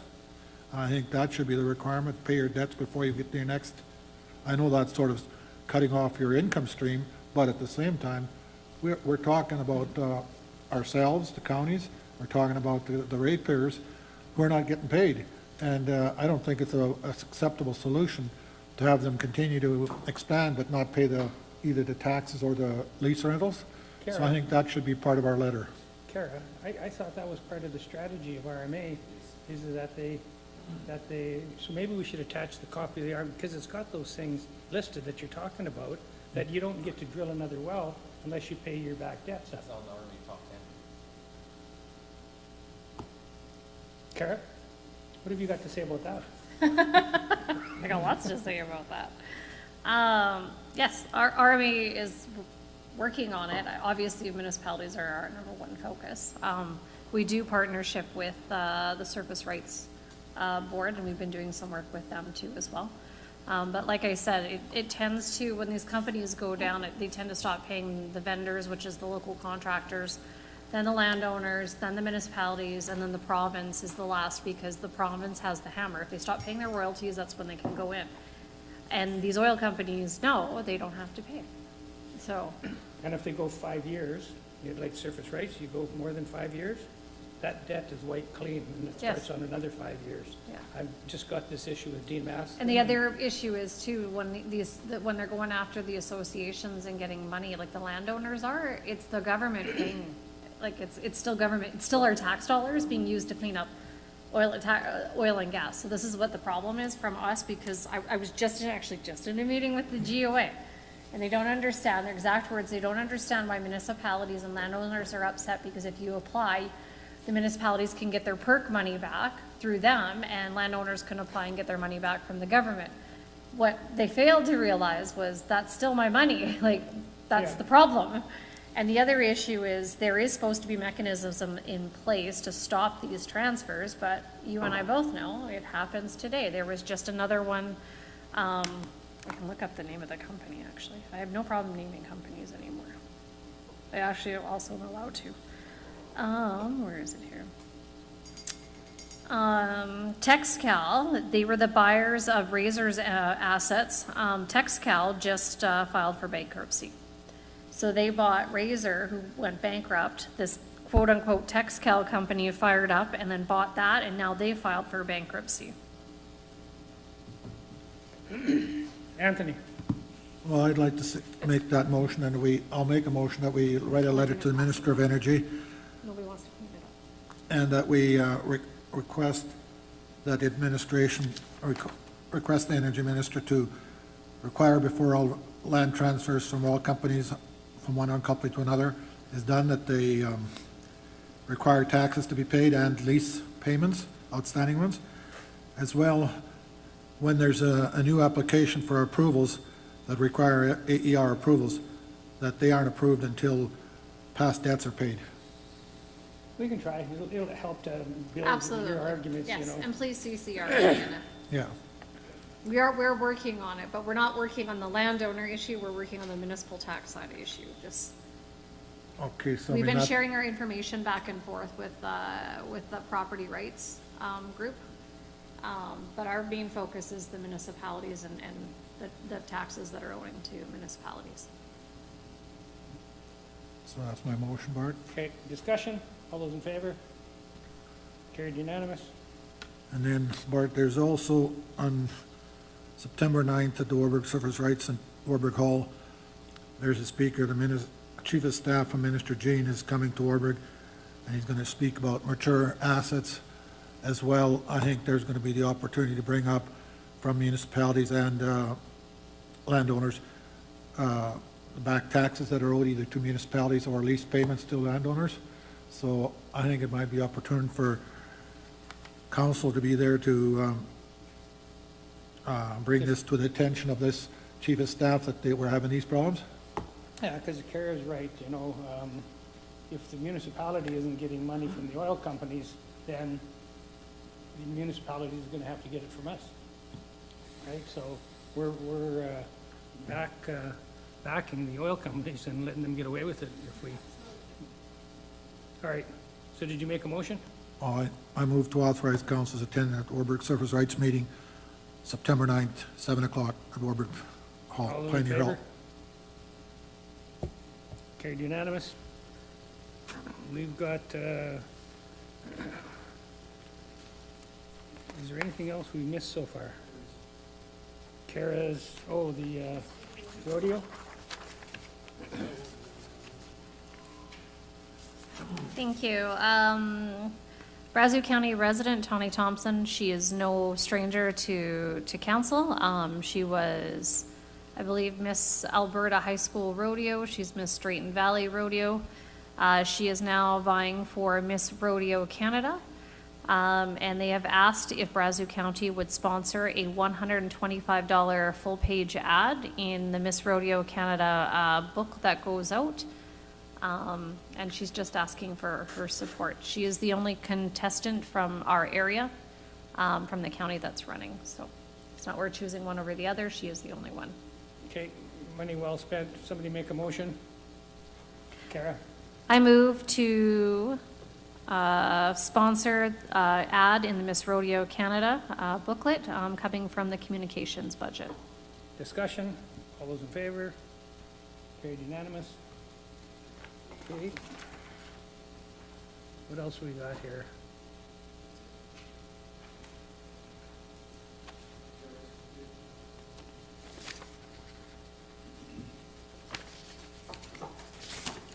Well, that was an information overload. It's funny, those numbers. I don't know how, somebody must have told me what we were doing because it's bang on with what they're saying there. Maybe it must have been Ken or something. So we're generating $1 billion just with oil and gas in revenue for the province. That's not chump change, and then you got 170 million in taxes or whatever it is. Like it's huge numbers that we're getting just that garden hose coming back. You want to say something? Just in terms of the MNP report and to put it kind of into context, to remind council, we've got a couple of NRED grants. The first NRED grant was to support MNP in finding our base foundation, what it is, and the activity that we're generating and the money that's coming in from the council, or from the county, which is pretty awesome, the number of dollars from the current industries. So the second piece of this will be the second NRED grant to try to take this information and build a business attraction retention strategy around this. So we've got that grant, we've secured that company, and I believe we'll get the second piece of the story at the next council meeting. A company called Sequence Strategies has been given the award to do the second piece of the NRED, which will be, so we'll be able to put it into context. So here's what we know, and here's how we're going to use this information to move ourselves forward and build an economic development strategy, thanks to these NRED grants. So that second piece is coming. I think they present first to our Technology and Innovation Committee and then to council, just so that we know what we're working on here. But it is pretty staggering numbers that generated for provincial revenue out of this county already. So speaking of the committee there, in regards to these NRED grants, have we moved any further ahead on the solar system that Chris, I think it was Chris, did they win the bid, or has that even been talked about yet? There hasn't been a bid yet. I think that there was some information that they needed from us in terms of our what our solar is generating currently, and so we were working on that first. So they're waiting for us to give them that information. I didn't bring my computer with me, but just last night I checked on 4 of my solar sites. And the Solar Club gives you, it's just such a nice printout. It tells you what you're paying, whether or not you got air miles, how many watts you're using, whether you're getting a check or not. And it's all, like, it takes me 2 minutes to pull down a report there. And I should actually show you the next time I bring my computer in. It's so simple. You know, you put your name, you put your password, and everything is all broke down for you. And you know, just with me over the last 5 months, it's been the equivalent to about 9,000 positive dollars to my power bill. That's not chump change either. That's a big chunk of change, and no power bill at all, right? So, like, that's, I mean, it's not a lot of money, but it's better than having a bill. And I don't know, I just think that we're missing a huge opportunity to generate revenue for the county. You've been right all along. I don't even want to be right. I'd rather be wrong, just the county makes more money. I'll do that the next time I bring my computer, just so I can show you. It's like, it's simple. And they do all the work. They don't charge you a fee. Oh, and then there's air miles that you can get. You can use them for awards to the staff or something like that. There's carbon credits, which is another thing that could be used as a promotion to, you know, help our staff with some things. And that's all I've got to say about that.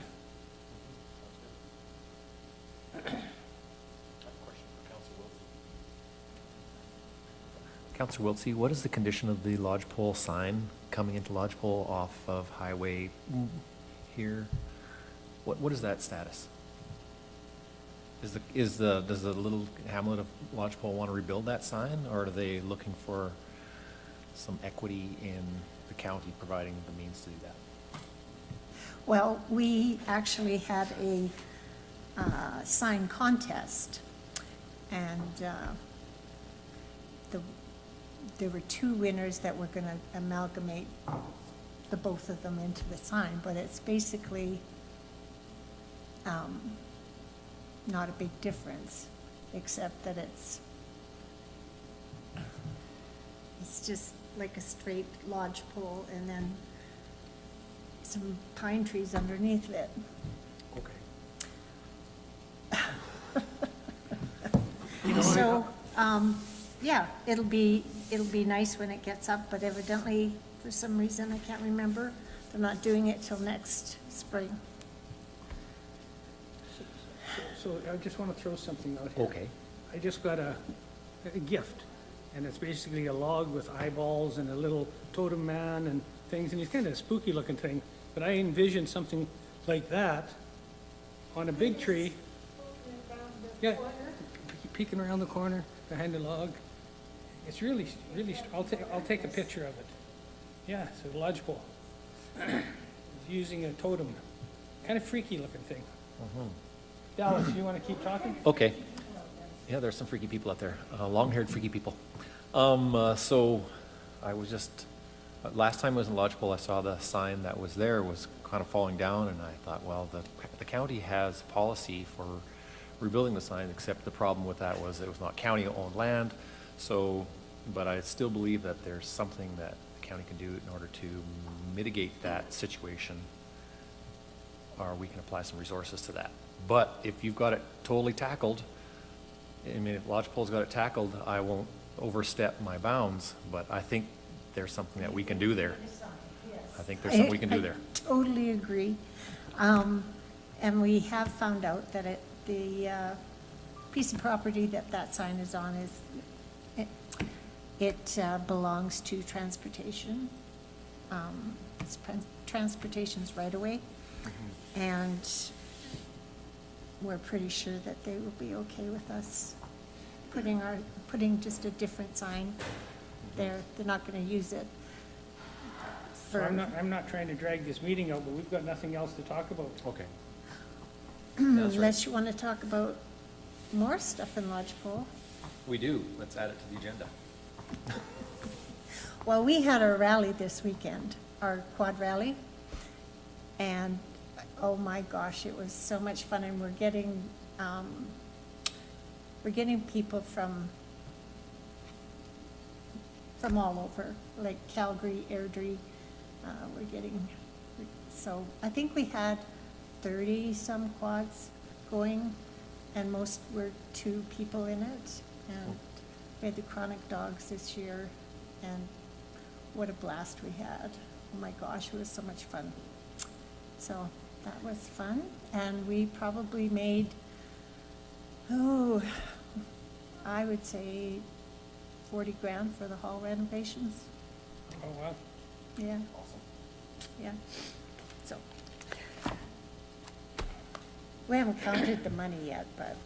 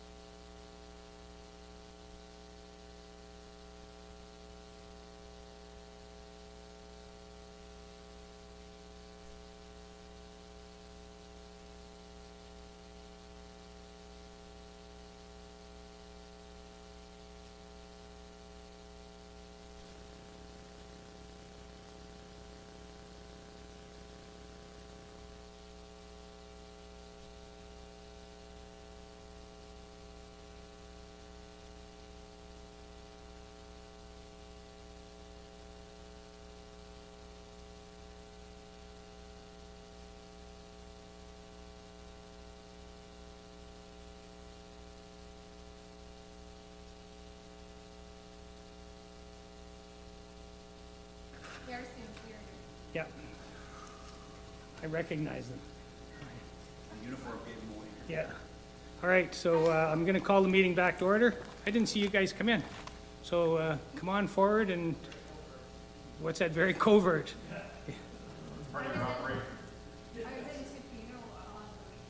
And I totally didn't realize this is not on a way.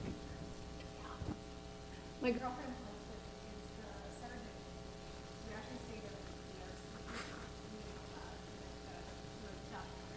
Anyways, what a crazy different type of world it is. 'Cause I was, you know me, I was asking all the questions, and yeah, they said they've got a handful of locals that keep them busy, and other than that, the tourists don't make too much. So you guys might as well come up before Kara talks your ear off, because we want to listen to what you guys have got to say. But it was. I don't know who you got first. I can go first.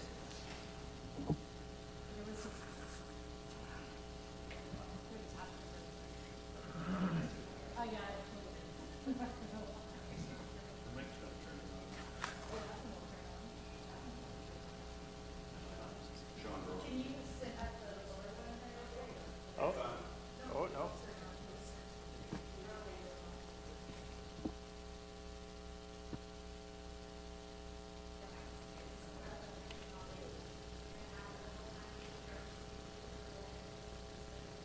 That's it. It says red. I thought green was good.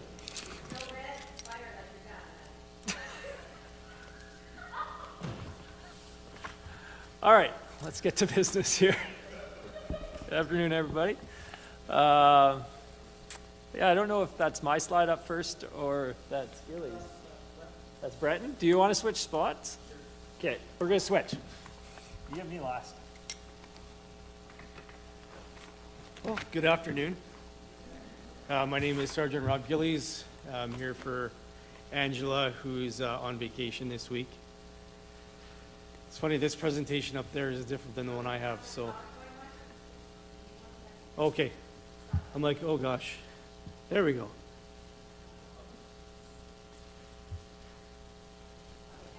Okay, thank you. So yeah, I'll give you a quick presentation, quarterly update for Breton Thorsby Detachment.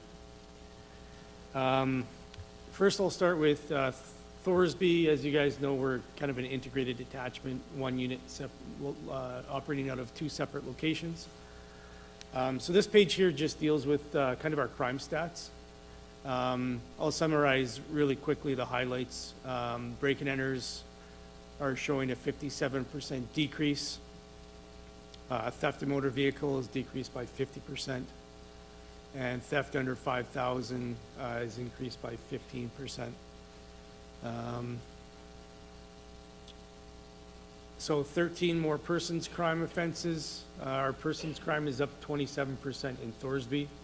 I'm not really sure why. It could be domestic violence or assault, or I wish I had a explanation for you. It could be something in the water. I'm not really sure.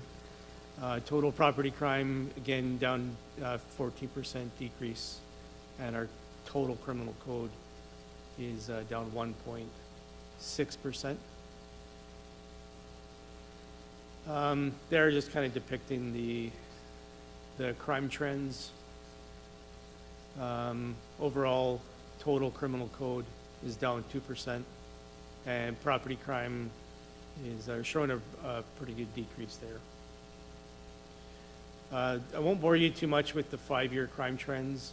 I'll just highlight property crime is the lowest it's been in 5 years, and it's down significantly, which is good to see.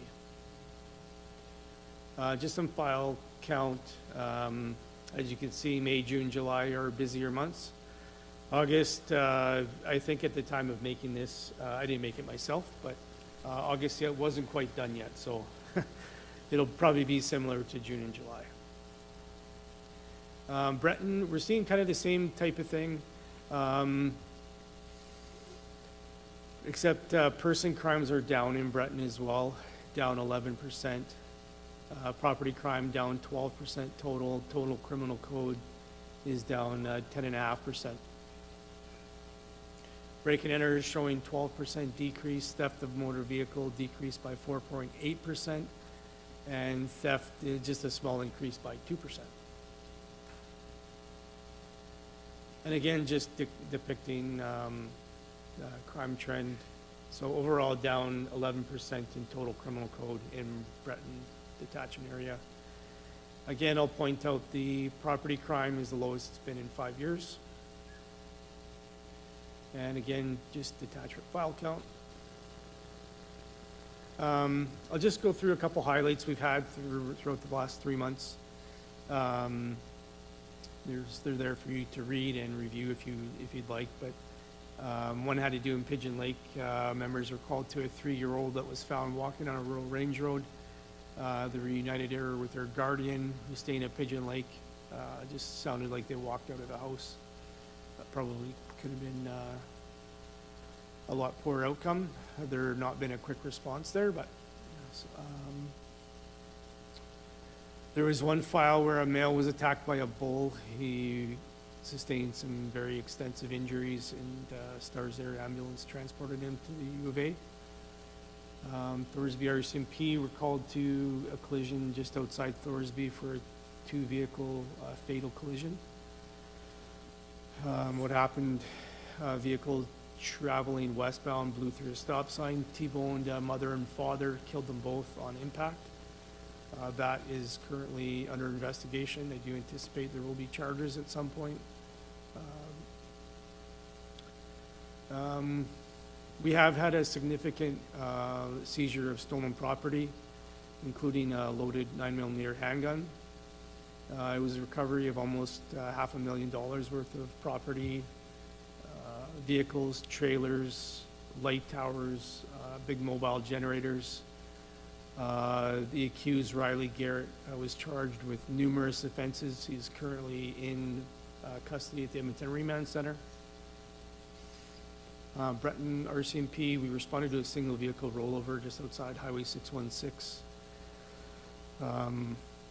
Front passenger sustained life-threatening injuries. They'll be life-changing for this young fellow. The driver was in his late teens.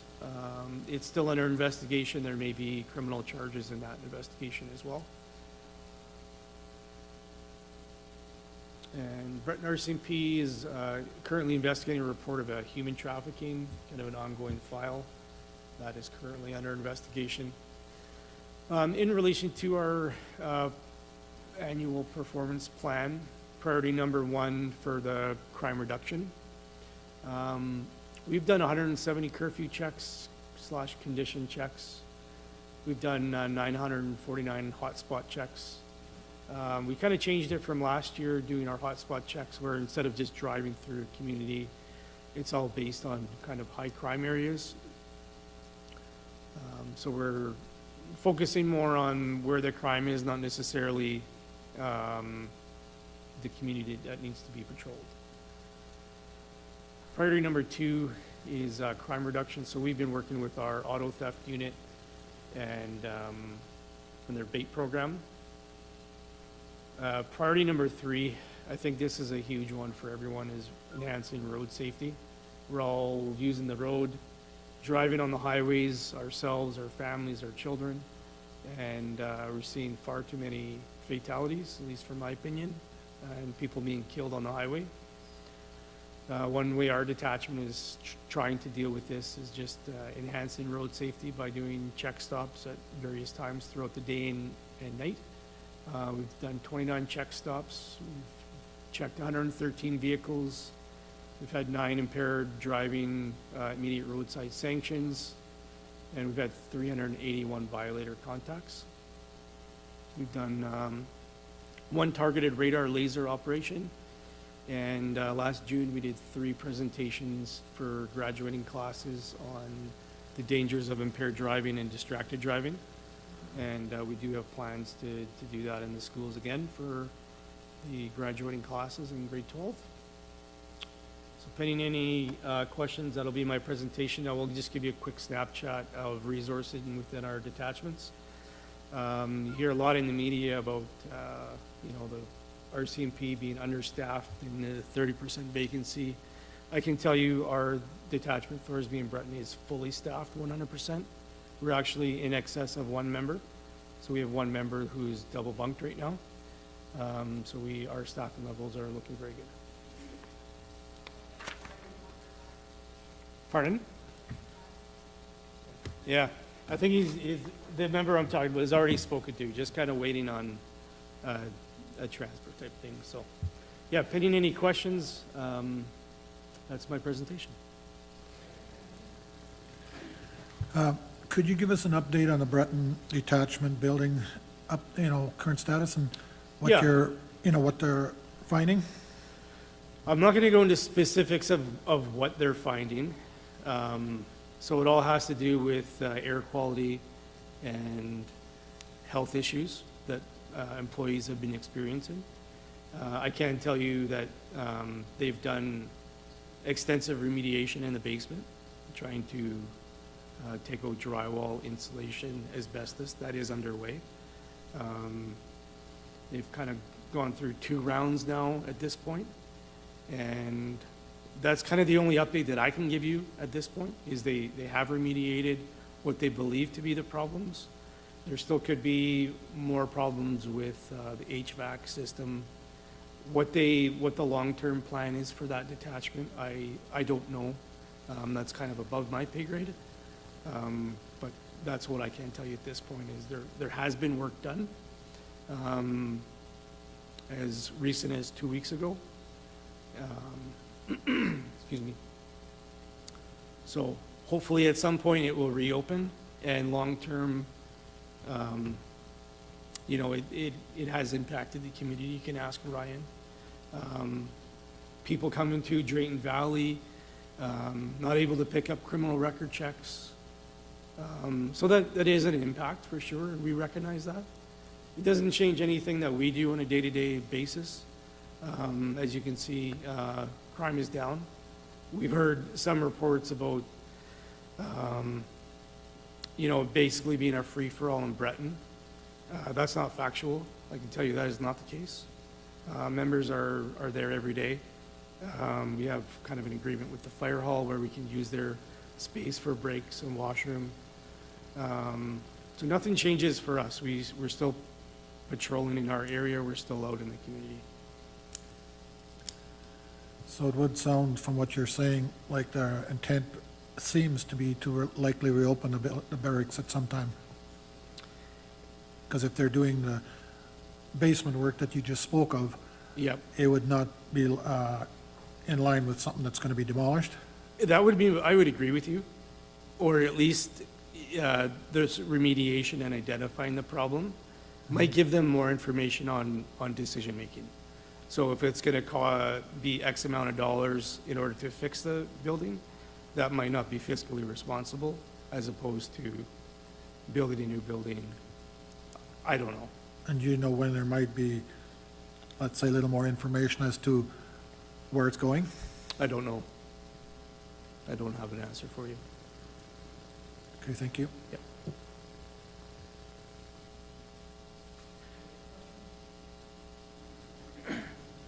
You're getting tired. All right, thank you. Good, Thanks for okay. the report. Thank you. Appreciate that.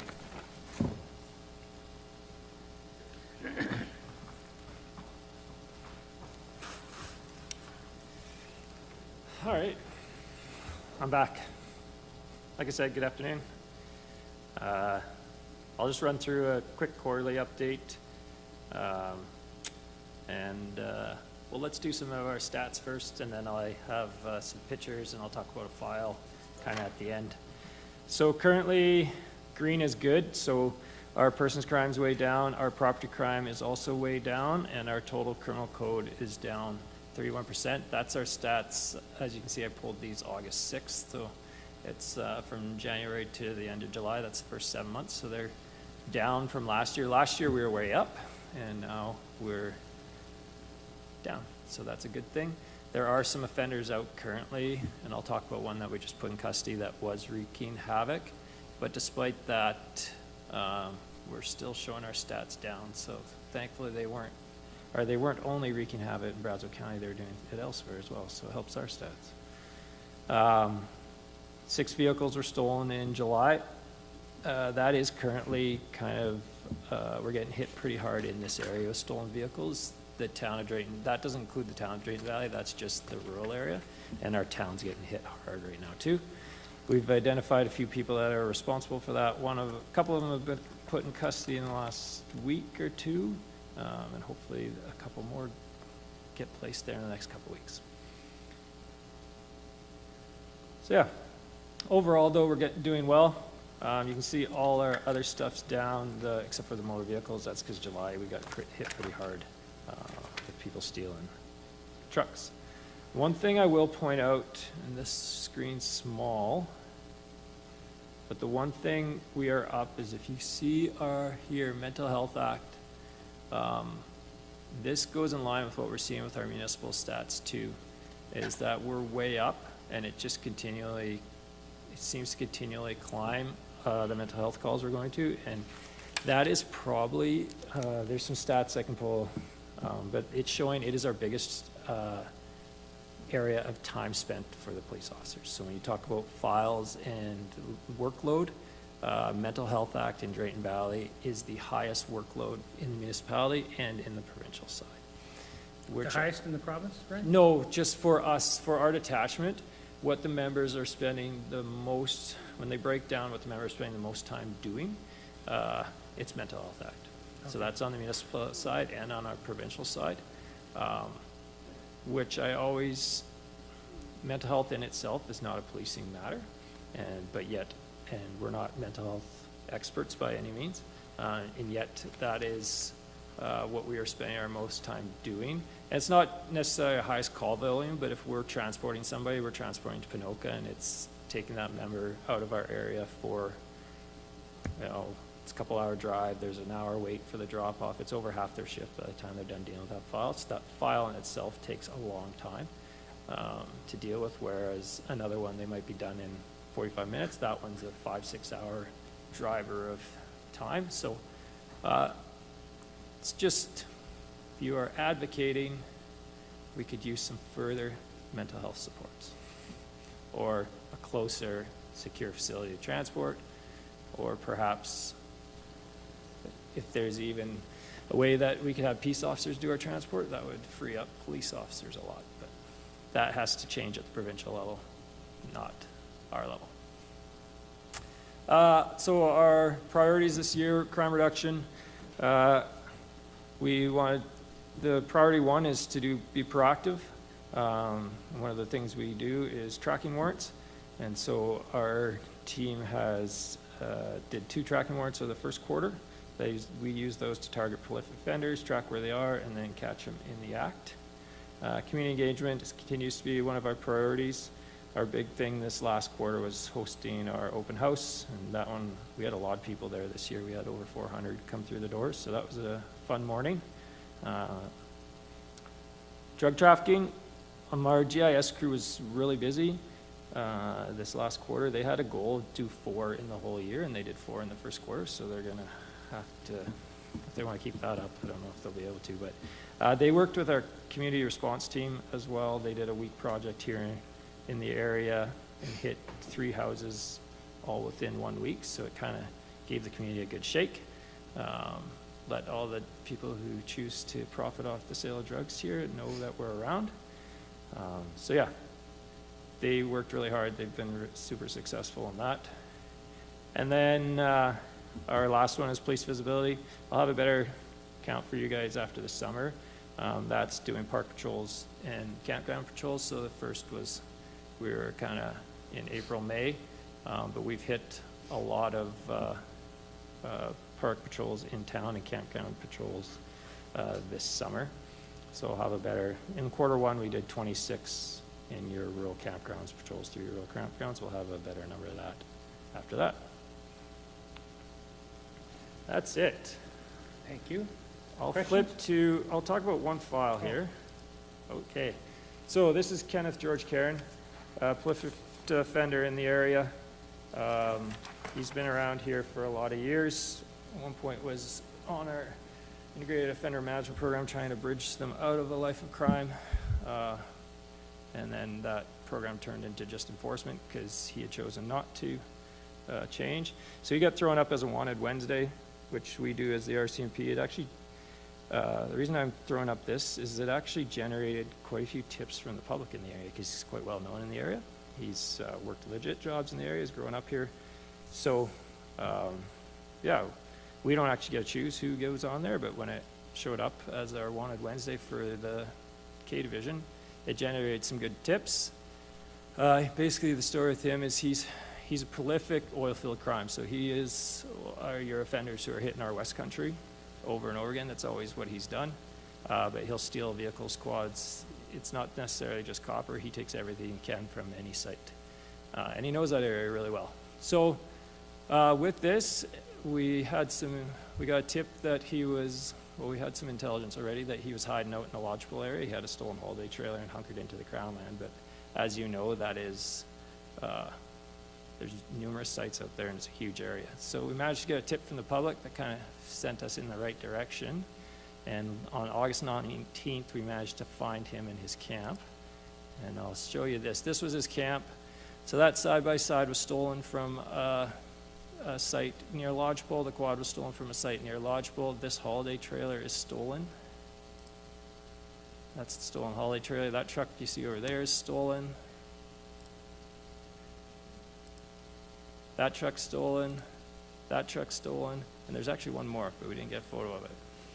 So 4 stolen trucks, stolen side-by-side, stolen quad, stolen holiday trailer he's living in, stolen, that generator stolen, lots of tools, there's copper wire. He also had 4 guns, 2 which were stolen, and covered property was linked to 5 different RCMP jurisdictions in our area, as well as from the city of Edmonton. So he was getting around and then hiding out in the woods by Lodgepole. They were arrested in that trailer. We rolled up on them and they were still in the trailer, so that was perfect. Him and his girlfriend. So him and his girlfriend were charged with 42 new criminal offenses. Of note, the weekend before he was arrested, we had 8 break-and-enters out in that Lodgepole area. The next weekend we had 1. So you can, one person can do a lot, right? Especially when you're just staying out there, but yeah, he's hitting us pretty hard. We thank the community for their help in that one, and yeah, good work by the members. They did that with CAD crew, so the Central Alberta Crime Reduction Unit came out, and they kind of just swarmed where we suspected him to be and just drove around until we found him. On that, that's my presentation. I'll take questions. Yeah, good job. Yeah, that one's a good file. They worked hard and yeah. But it's an individual that, yeah, these individuals, they've chosen their life of crime and they can do a lot of damage when they choose that you're the community they're going to do crime in, so. I've been robbed enough that you feel violated. Yeah. Not just now, but every once in a while I wake up and go, oh shit, that's missing now too. Yeah. So, Yeah. I'm afraid to leave the farm. Yeah. Yeah, and that's a prime example, right? Everybody who's had that, he stole a truck from, or stole the guns from, or stole the quad from, stole the side-by-side from, all those people, it's the same thing. That's how they feel, right? When they wake up, so. Glenn? Thank you, Reeve, through the chair. Good job on the Karen file. That's very nice to see. I had an issue, I guess, with RCMP back in July where Staff Sergeant, your counterpart, Kamel Habel, she basically said that people leaning towards traditional values, Canadian values, may be a sign that they're becoming extremist. That was kind of shocking, and I wasn't sure. So personally, I know, and there's even people here that I could identify. I know people, a number of people that farm, garden, volunteer, go to church, own a business, raise a family, that should be put on that list if we're looking for people with traditional Canadian values. I was just wondering, is RCMP going to have a website or something where I can enter the names of the people with traditional Canadian values so we can start working on that aspect of society? I believe that is a political question that is higher than the staff sergeant here in Drayton Valley. But it was a staff sergeant that said that statement, so she's kind of your equal. She was the communication person for the RCMP, but I was just wondering if we get a heads up, I guess. Like I said, I know a number of people that I could rat out right away and make that list possible. You know, sometimes Glenn brings things right out of the woodwork that you never see coming. His intentions are good, but he does this quite often. That he'll bring something right out there in the blue zone, and some of it's true. You know, so. There's no website that I know of, and yes, I believe once again that would be a question for somebody other than the detachment commander in Drayton Valley. Yep. Any other questions? Thanks for the presentation, by the way. Yeah, Thanks. you're welcome. Awesome. Well, it's been a pleasure. I know there's an election coming up, so thanks for putting up with me in the last while. And by the time I sit in front of you guys again, it'll be past that date. So you're not. Oh, that's too bad.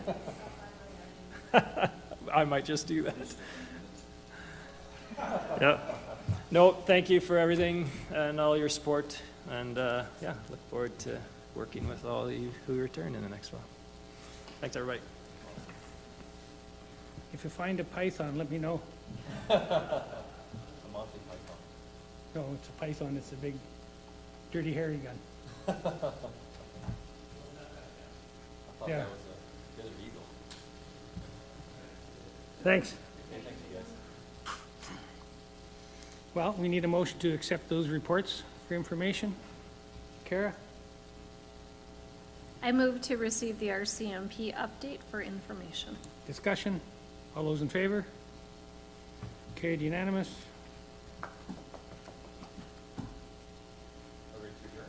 Yeah? Okay, go ahead, Dallas. All right, if we're ready to adjourn, I would move that Brazeau County Council adjourn. Discussion? All those in favor? There are always intentions.